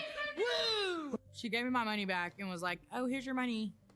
No, I don't think she ever was like, I'm sorry. I was so over just like poking and prodding at her for the money. Like I was at the point like, you know what, I don't even freaking want the money. I injected On a more positive note, Pumpkin seems to have done an amazing job raising Alana to be a well-adjusted young woman. She is currently pursuing a degree in nursing at Regis University with aspirations to work in the medical field. June Shannon is a few years sober now, but is still doing everything she can to maintain her reality TV status, accepting deals with no-name networks to produce another spin-off of her country Kardashian lifestyle. lifestyle. As tragic as Alana's childhood was, it was clear to see the warning signs from the moment she made her first appearance on television. The same can't be said for the Duggar family, a seemingly picture-perfect Christian household who were hiding a disturbing and dark secret. The Duggar family first appeared in a 10-hour TV special titled 14 Children and Pregnant Again. As a devout Christian family, Jim Bob Duggar and his wife Michelle were strongly against the use of contraceptives, and after the birth of their first child Joshua, they allowed God to decide how many children they would end up having. The Duggar family upheld the most conservative and traditionalist values possible, homeschooling all of their children and heavily restricting their usage of the internet and television. The Duggar family dynamic was almost entirely unheard of in our modern society, which is why TV producers offered more specials with each new child born. They ultimately landed a full-blown television show, 17 Kids and Counting, which was eventually retitled to 19 Kids and Counting by 2010. The show was meant to be a chaotic yet wholesome glimpse into the life of a massive Christian family, but slowly over time, the cracks in their facade began to shatter their holy image. By 2015, some of the Duggar children were now grown adults. Their eldest child, Josh, was 27 years old, with a wife and 4 children of his own by 2015. Josh was perceived to be following in the footsteps of his parents, working on conservative political campaigns, and even saved his first kiss for his wedding day. However, it was revealed that Josh had been named as an alleged offender in a police investigation into underage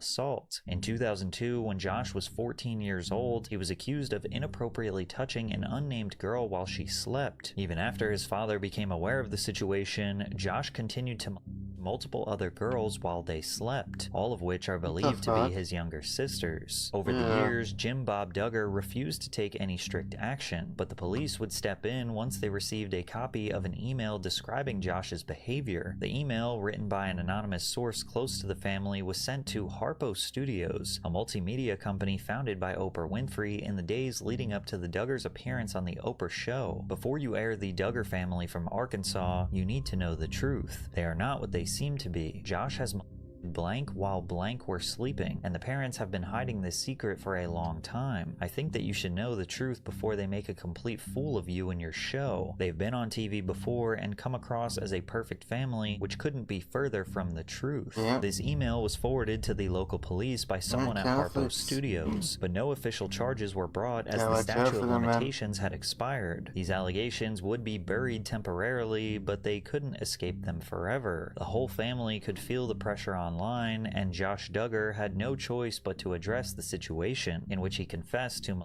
his sisters. 12 years ago, as a young teenager, I acted inexcusably, for which I am extremely sorry and deeply regret. I hurt others, including my family and close friends. I confessed this to my parents, who took several steps to help me address the situation. We spoke with the authorities, where I confessed my wrongdoing, and my parents arranged for me and those affected by my actions to receive counseling. I understood that if I continued down the wrong road, that I would end up ruining my life. I sought forgiveness from those I had wronged and asked Christ to forgive me and come into my life. I would do anything to go back to those teen years and take different actions. In my life today, I am so very thankful for God's grace, mercy, and redemption. In response, TLC pulled the show from its scheduled time, leaving the program in a state of limbo before officially canceling it altogether. Shockingly, most of the show's viewers believe that this was blown out of proportion. There was an overwhelming sentiment that Josh was a confused and misguided teenager, with the argument being that because of his sheltered upbringing, he didn't fully understand his actions and began making poor choices as he hit puberty. But all those people defending him were about to be proven dead wrong. Ashley Madison was the name of a website designed to facilitate affairs for married individuals. In 2015, it had its user data leaked to the internet. Many notable men found themselves at the center of controversy following the data breach, including Josh Duggar. He responded to the leak saying, "I have been the biggest hypocrite ever. While espousing faith and family values, I have secretly over the last several years been viewing porn on the internet, and this became a secret addiction, and I became unfaithful to my wife." Shortly after, Josh admitted himself into rehab to deal with his addiction, but his addiction was far more sinister than his family could ever have imagined, and it was about to land him behind bars. On April 21st, 2021, Josh Duggar was arrested by federal officers for the receipt and possession of CSAM and CP. A federal grand jury found that Josh received material featuring children children under the age of 12 years old, and as a result, he was sentenced to 12 years in federal prison. I'll spare you the details of what was found on this man's hard drive, but just know that him getting 12 years in prison is not nearly enough time. The Duggar family story is a prime example of why you shouldn't believe everything you see on TV. What seemed to be a wholesome Christian family was protecting a horrific child predator, and TLC was profiting the entire time. They were also about to fatten their bank accounts with My 600-Pound Life, a show that ended in so many tragedies it's unbelievable it still has not been canceled. Getting in shape can be a struggle for anybody, but imagine just how much harder it is when you're hundreds of pounds overweight. This was the appeal of My 600-Pound Life, a show that documented the weight loss journey of morbidly obese people looking to make drastic changes, hoping to eventually qualify for weight loss surgery. On the surface, the show seemed like a well-intentioned and positive program. Not only were they helping people lose weight, but they were documenting their struggles in a way that may have inspired others to turn their lives around. However, as the show continued to air, a dark pattern emerged that couldn't be ignored, and many started wondering if TLC was turning a blind eye. Many former participants have since passed away following their appearance on the show. One of the first was Robert Bushell, who lost a significant amount of weight after entering the show weighing over 800 pounds. He suffered a fatal heart attack during filming at only 41 years old. Sean Milliken's heart stopped after losing over 400 pounds. Kelly Mason and LaTanya Patain both suffered fatal heart attacks following their appearance on the show. Regardless of the progress these people had made, their bodies were too far gone. Years and years of strain on their heart and damage to essential organs made recovery impossible, and they spent their final moments fighting a battle they could never win. Others just could not make a permanent change after the show was over. My 600-Pound Life provided contestants nutrition plans, workout regimens, and constant surveillance that held them accountable. These factors were able to keep them in check when the cameras were rolling, but many fell back into old habits when the production crew left. One of the most notable examples of this was Larry Myers Jr. Larry went viral in 2022 and was dubbed Mr. Buttermilk Biscuits after his hilarious reaction to a Popeyes biscuit. Buttermilk biscuits! Larry once weighed nearly half a ton, and he was able to lose 100 pounds during the show. However, the producers responsible for his episode failed to address the root of his issues. Larry turned to food as a coping mechanism to deal with the death of his mother and nephew, and once his episode ended, he returned to that same habit. One of the most common reasons people become morbidly obese is because of their emotional relationship with food, often using it as a coping mechanism to deal with stress and trauma. This is an issue that the show often fails to address. It's much deeper than people just not being able to control their cravings. Gina Krasley faced a similar issue, reaching 300 pounds at just 13 years old, and turned to food to deal with her abusive father. She found some success during the show, but Gina would pass away at only 30 years old shortly after her appearance. Now, most people aren't that shocked to find out that many of these severely overweight people passed away. They kind of look at it like they made their bed, now they have to lay in it. And to an extent, that is true. These are individuals living with the consequences of their actions, which is years of habits that didn't change their body overnight. But that's also what makes the show so complicated. My 600-Pound Life selects the most extreme cases because those are the best for TV. The more unstable the lifestyle, the more dramatic the transformation will be. They build a narrative around their struggle and present it as a story of redemption, knowing full well that these people might literally die on the show. Supporters will say that the show is helping by providing an opportunity that nobody had ever gave them, or that they were going to die anyway if they didn't change, but TLC gave them an opportunity. But even if the intention is to help, the show is still built around filming people at their lowest point, without any real safety net once the cameras leave. And in some cases, the dark life after the show results in something far more serious that TLC was never designed to handle. James Bonner is easily one of the most tragic examples of this. In 2013, he lost his right leg in a car accident. As a result, he suffered from severe depression and turned to food and alcohol as a way to cope. By the time he appeared on the show in 2018, he weighed over 650 pounds. With the odds stacked against him, James made incredible progress, got sober, and lost over 400 pounds. But James's weight wasn't the cause of his inner battle. It was simply the byproduct of it. James made the final permanent decision at only 30 years old, writing in a Facebook post, "No matter what you change or the efforts you put forth in life, sometimes you just have to take it on the chin and deal with things your own way." And the way James chose to die is not the only instance of this issue. Destiny Lachey during season 7 lost over 500 pounds after appearing appearing on the show, but wrote after, "I feel like all I'm constantly doing is trying to escape my depression and pain at this point. Food is the only thing I can turn to do that. I can feel it killing me. There's no way I'm going to survive for much longer." And unfortunately, she suffered the same fate as James less than 3 years after her episode aired. There are a vast array of different reasons why so many people who took part in the show eventually passed away, but they all raise the same question: is my 600-pound life truly meant to be a feel-good and motivational program seeking to help people in need, or a platform for those with undesirable lifestyles to be gawked at like a zoo animal by viewers? And since TLC is constantly searching for the most extreme, attention-grabbing stories, it doesn't just highlight people in difficult situations, it inevitably starts platforming the worst kinds of people. Even a show that was supposed to be about finding a lifelong soulmate ended up breeding a toxic and exploitative dynamic. 90 Day Fiancé is a reality TV series that documents couples who have applied for a K-1 visa, which permits a foreign citizen to temporarily reside in America for 90 days while the couple gets married. This dynamic is chaotic because it's usually a desperate American who could not find a partner amongst 300 million citizens and has resorted to finding companionship with someone halfway across the world, matched with an immigrant looking to use someone to gain American citizenship. And that's not the case for all of the people that were featured on the show. There were many couples who were well-intentioned and found true love within each other. But if we're being honest, TLC wasn't always looking for a happy ending. Larissa Lima traveled from Brazil to Las Vegas, Nevada to meet her eventual husband, Colt Johnson. From the second they met on the show, there were glaring issues that couldn't be ignored. The state of Nevada was hotter than hell, Colt was still living with his mother, and the two failed to find any chemistry whatsoever. As a result, the two would frequently bicker with each other, oftentimes devolving into full-blown arguments with the entire family. And that's a big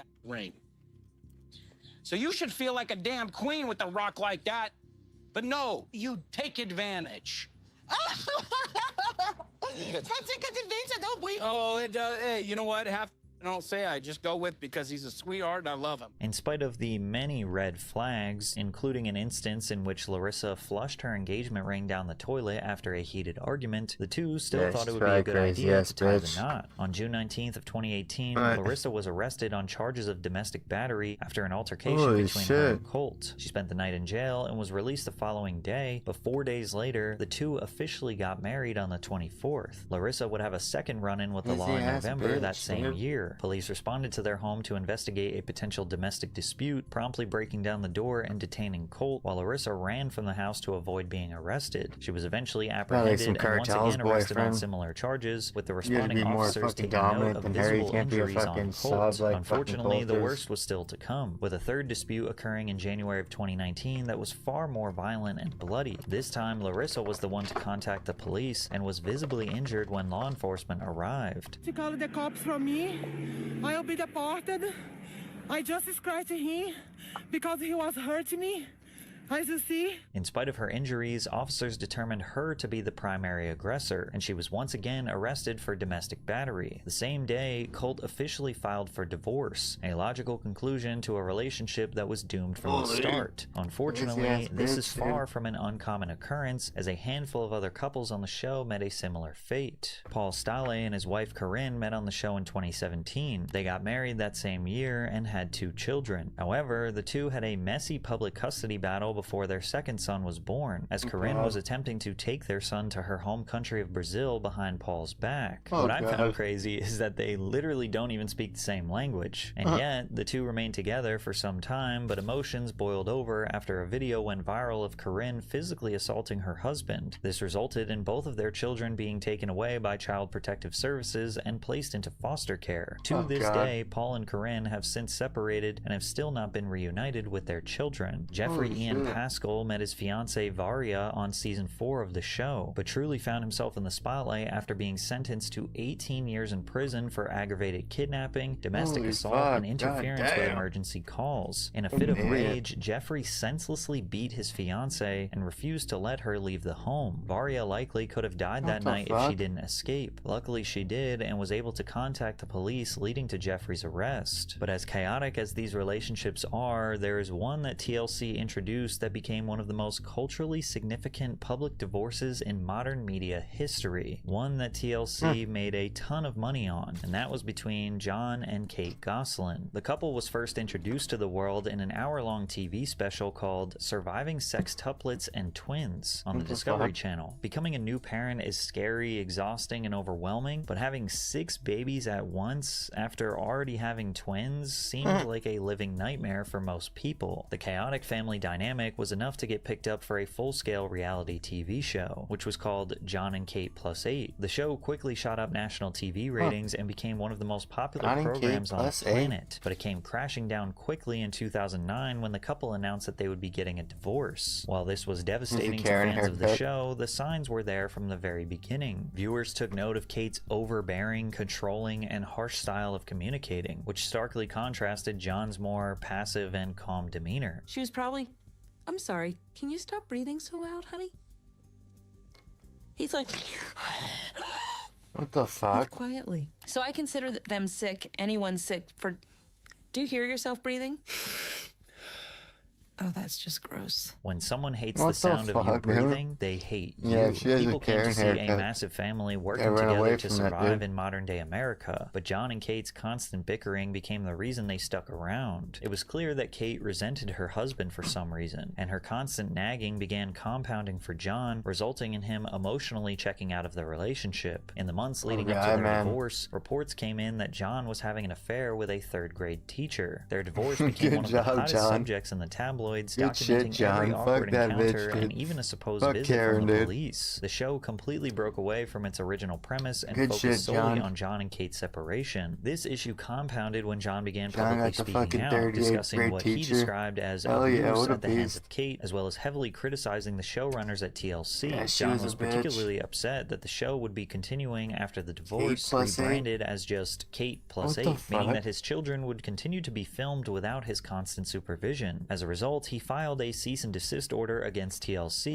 who quickly retaliated with a lawsuit of their own for a breach of contract violation. For the next few years, John found himself in constant legal battles with both TLC and his own wife, costing him millions in lawyer fees and nearly bankrupted him. Which, remember earlier when TLC said that thing that protecting children is their top priority? Yeah, well, someone who thinks TLC is nothing more than a massive corporation that profits off people's lives falling apart on camera is not much of a conspiracy theorist anymore. Kate Plus 8 continued filming, but it was met with lackluster reception and eventually canceled the following year. And that's because Kate didn't have many endearing qualities. In fact, Kate's personality has been cited as the blueprint of what we now refer to as a Karen, with her short blonde hairstyle and pissy attitude becoming a textbook description of the Karen image. The disdain towards her became widely referred to as Kate hate, which only strengthened as she desperately continued to cling on the little fame that she had, making appearances on other TV shows like Dancing with the Stars. Meanwhile, John was met with overwhelming sympathy and admiration as he continued to focus on the safety and well-being of his children while doing his best to stay out of the limelight. When he does speak out publicly, it's typically to speak out against reality television and the irreparable damage it caused his family. The contrast couldn't be any more stark. John believes reality TV destroyed his life, meanwhile his ex-wife is fully indulging in it. It's clear which parent had the right intentions, which is likely why John won the custody battles they had in the coming years. In August of 2017, police responded to a 911 call at an orthodontist office in Wyomissing, Pennsylvania. When they arrived, they saw John and Kate in a verbal domestic dispute over one of their daughters, Hannah. Ultimately, no one was arrested, and Hannah went home with John of her own choosing. This event was likely the catalyst of a legal battle over the 13-year-old girl, who ultimately awarded full custody to John. A few months later, John also won custody of his son, Colin, painting a grim picture for Kate and her parenting style. A source close to the family said, "The problem is that the kids are getting older and they're starting to ask questions. Some are still team mom, but team dad is growing. It's a very divided household." What was initially supposed to be a glimpse into an unconventional family of 10 quickly devolved into a battle of 2. The show itself wasn't even that popular compared to the massive public fallout that is still going on to this day. Hannah, who turned 18 in 2022, has since publicly publicly spoken out Nice about her Eagles hat, reasons for dude. Hell choosing yeah. to live with her father. I felt like my dad gave me that attention and a feeling like I had a good solid relationship with a parent. It was a difficult decision leaving my Mom was just a siblings. I fucking did not asshole want the to whole be time. separated from them or even like live in a different household than them, but I just feel like there was unfair treatment Cheers. in my mom's house and I just wanted to live with my dad. This is why reality TV, particularly TLC shows, are such a double-edged sword. You don't get a television show when you're well-adjusted and drama-free. Your life needs to be kind of falling apart and have a specific type of personality to want to be documented on TV during one of your lowest moments.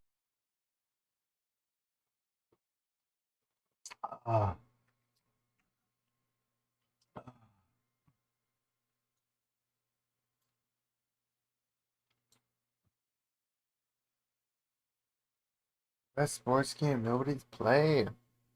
Jakey Jakey just uploaded. Or not just, The year is 2006. but he makes sick videos. Hello, and welcome to my kitchen, where it is 2006. That's the so Xbox sick. What an 360 edit. just dropped, and the 7th generation of gaming has officially begun. What a sick But when it fucking comes edit, dude. Holy to the shit. previous generation, one company could easily be crowned as the titan of the industry, releasing hit after hit after hit. Yeah. That company's name? Mad Catz Games. Just kidding. Rockstar Games. And their biggest hit? Grand Theft Auto San Andreas. A critically acclaimed, boundary-pushing cultural juggernaut that eventually became the best-selling PS2 game of all time by like a lot. And then CJ was modded into every game ever made every time as well.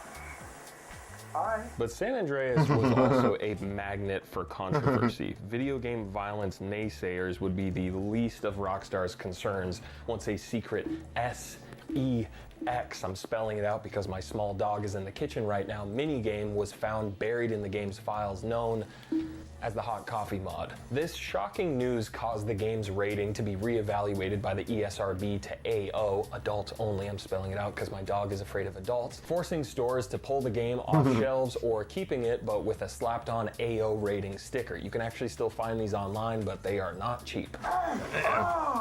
Rockstar would patch this stuff out and quickly get an M-rated version back on store shelves, but the reputational damage was already done. Between the already controversial violence present in the GTA games, edgy releases like Manhunt, and now you're telling me there's an SSX tricky minigame, Rockstar was quickly becoming the coolest company in the world, at least according to Little Brothers Everywhere, Daily Magazine, Global. Please let me watch you play. I'm gonna need to see that game. I know you're saying it's not good for me, but I know it is. I know it's good for me, and I need it inside of me. I need it in my blood, it's good for my livers, it's good for my eyes. So anyways, 2006, dawn of the 7th gen, and everyone is waiting with bated breath To see how Rockstar, notorious bad boy billionaire, is going to push the controversial boundary this time. Let's see. Okay? Yeah. But Timothy Chalamet wasn't even born yet.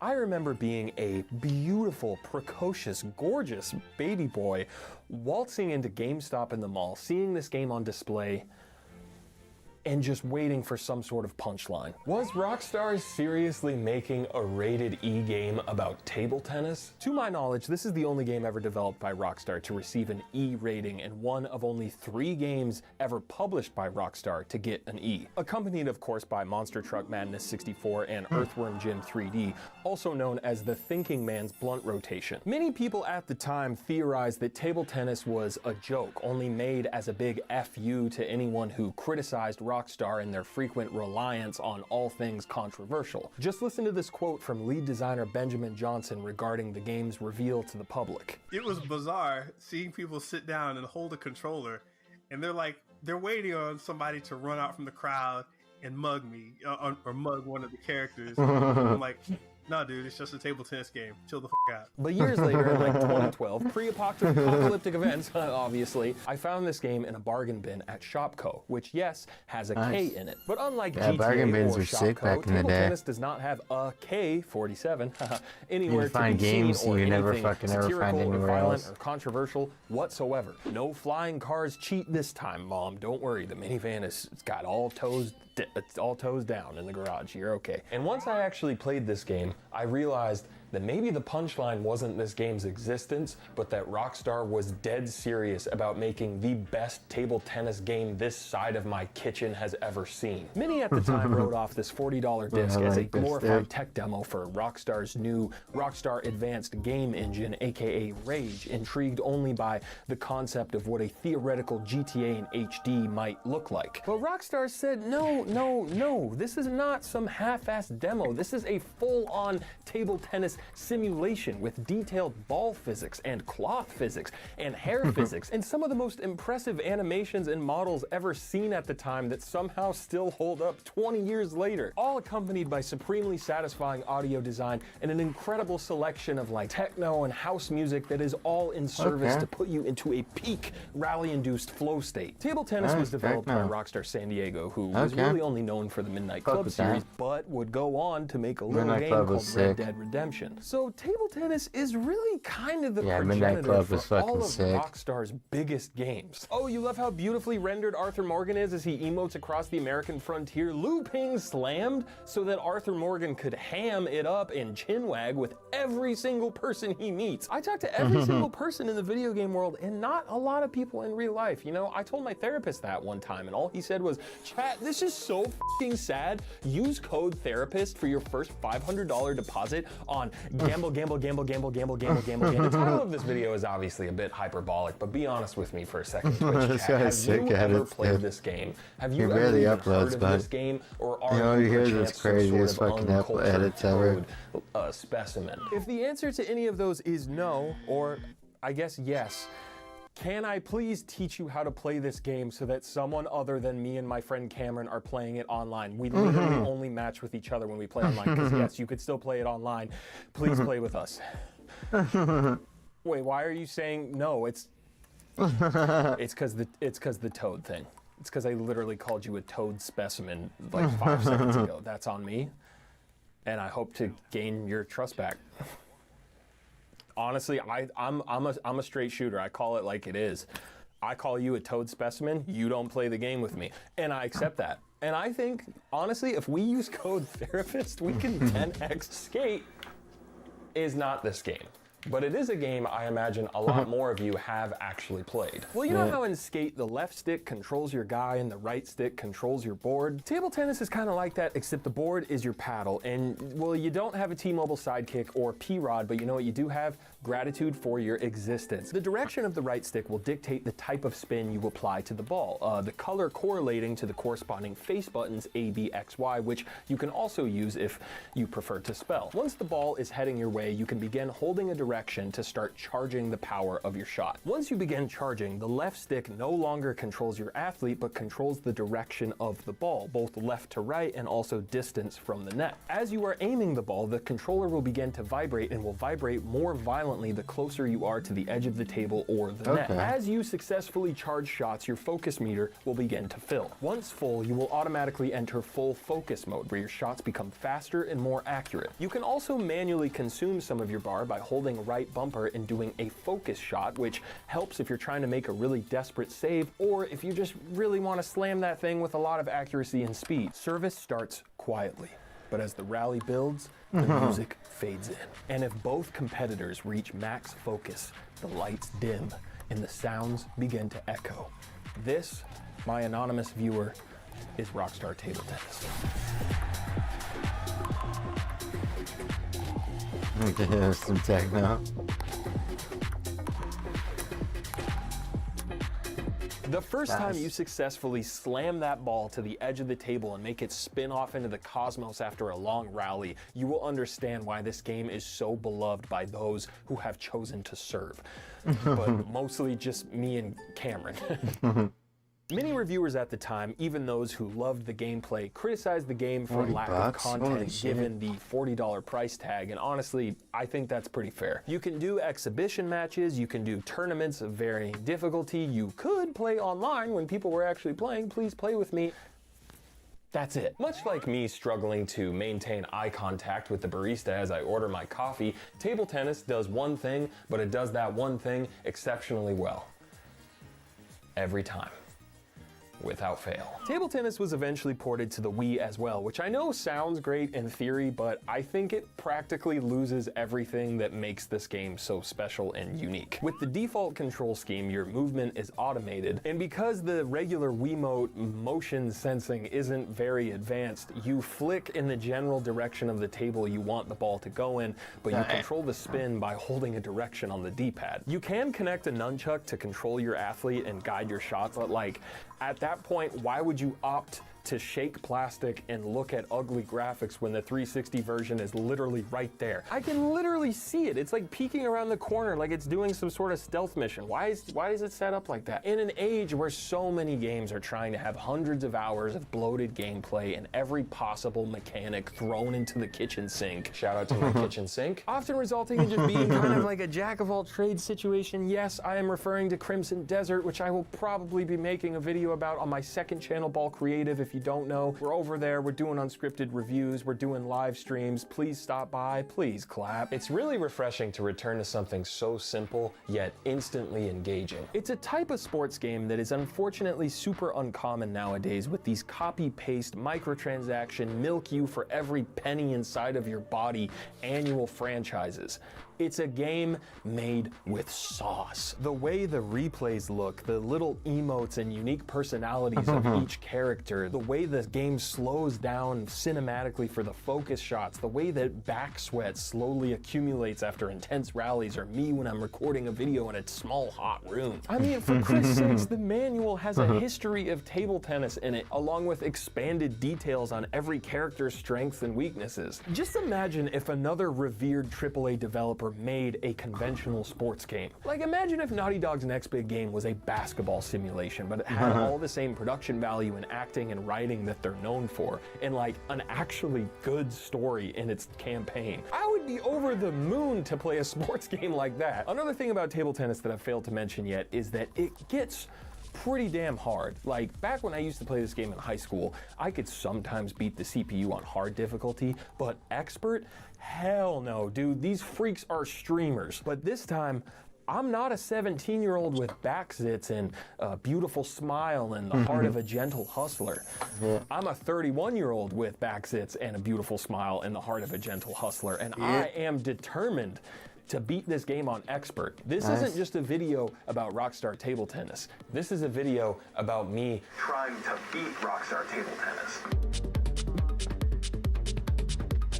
Tournaments are very arcadey in that you have to win 2 games to 11, but even if you lose, you can just rematch that same opponent, like hitting a continue in Street Fighter. In order to play expert, I first had to complete the hard tournament. My athlete of choice? Jesper is a gorgeously tall Swedish man with a wide reach and the highest power rating in the game. Remind you of anyone you know? Jesper's other stats are all pretty much ass, but his primary strength is his forehand topspin slams. So this basically means my tactic most of the time is to just hit the ball as hard as I possibly can. I breeze through the first few opponents, experiencing some really fun rallies along the way.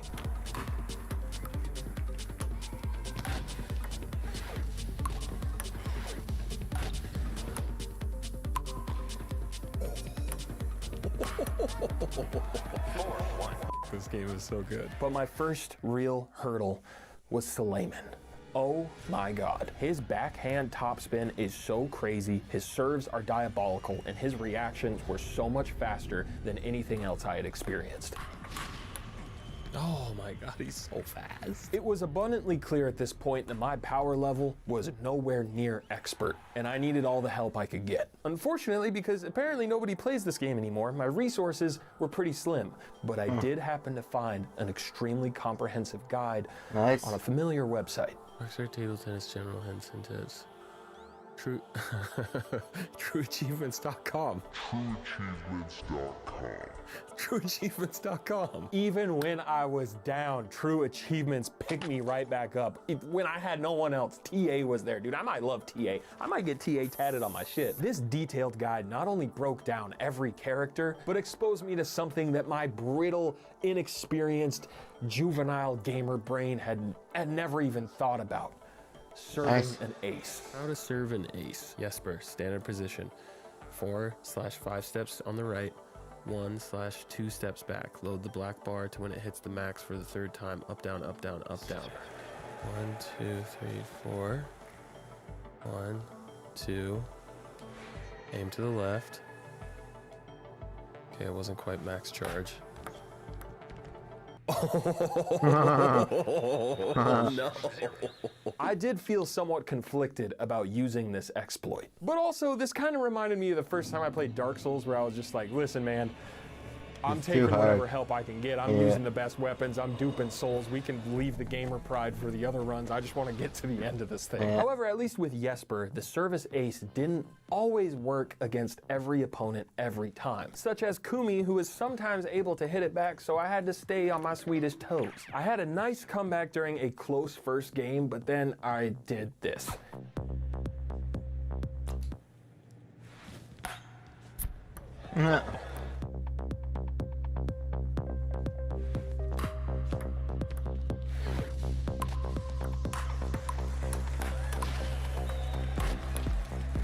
Nice.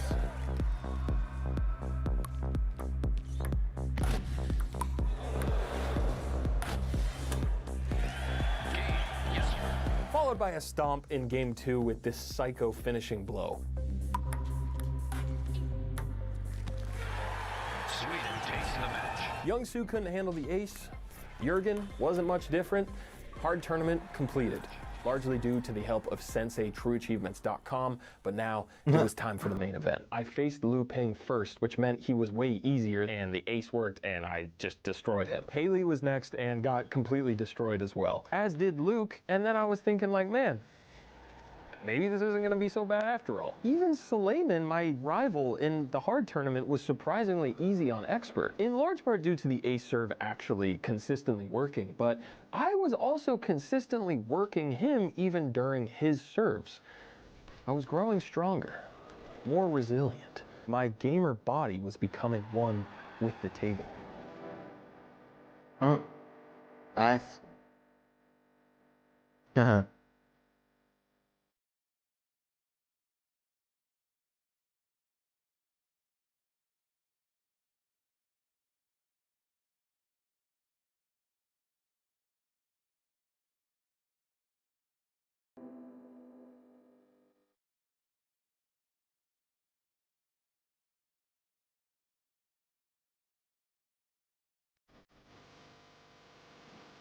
Alright, I gotta tell you something, Dottie. Alright, it's not intended to be me. I have a purpose. You don't. And if you think that's some sort of blessing, it's not. It puts me at a huge life disadvantage. It means I have an obligation to see a very specific thing through. With that obligation comes sacrifice, okay? My life is the product of all of the choices I've had in it. Your life is the product. I don't even know what your life is the product of. You just kind of make it up as you go along, because that's the kind of dog you are. That's not the kind of person I am, okay? Carmen got freaking annihilated 11-1 twice. 2 times in a row. Retire! Retire, retire, retire. Cassidy, bro, are you guys sure you're experts? Young-Soo was more of what I expected. He beat my giant Swedish ass into the ground 2 games in a row. Young-Soo required such a specific spot on the serve meter for the ace to work that after many failed attempts, I eventually just gave up on doing it and decided to beat him the old-fashioned way, using my most valuable asset, my gaming mind.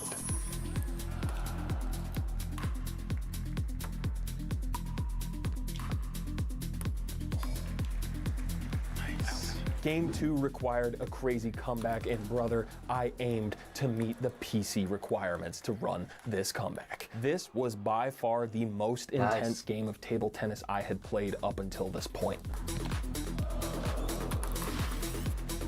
Nice.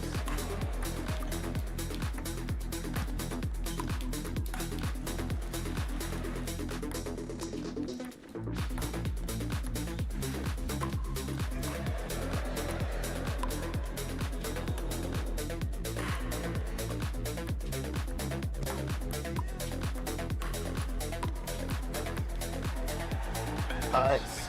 Let's go.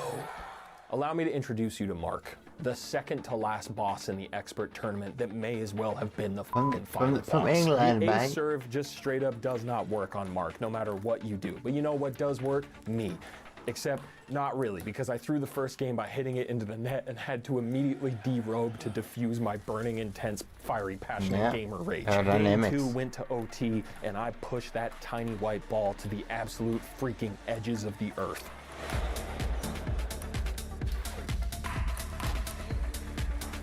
Nice.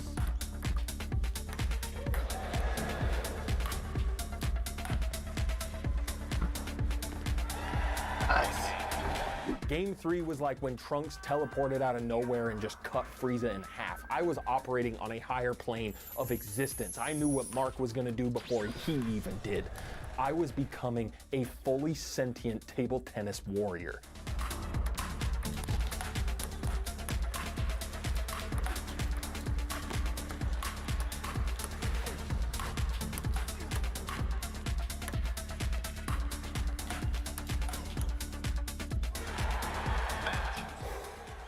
Let's go.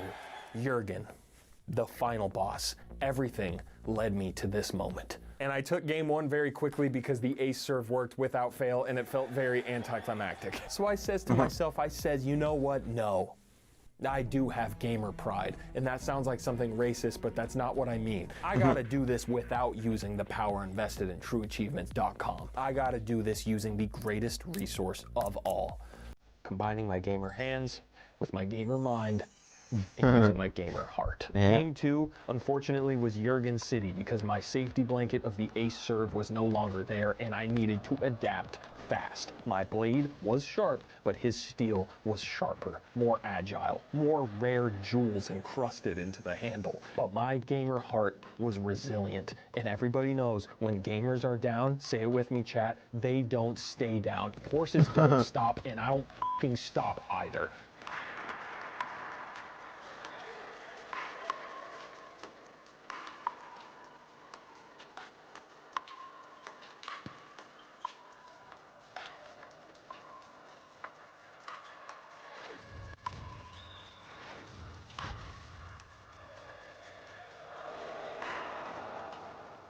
Yeah.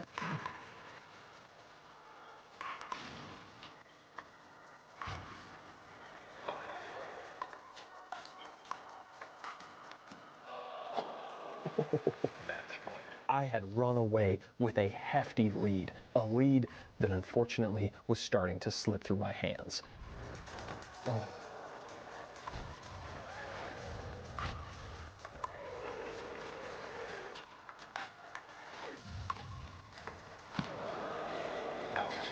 I just needed to lock in. I needed my gamer heart to work in perfect harmony with my gamer vessel, my beautiful, brave warrior, Jesper. I needed us to connect like when the tails infuse when they're doing it in Avatar. But could I do it?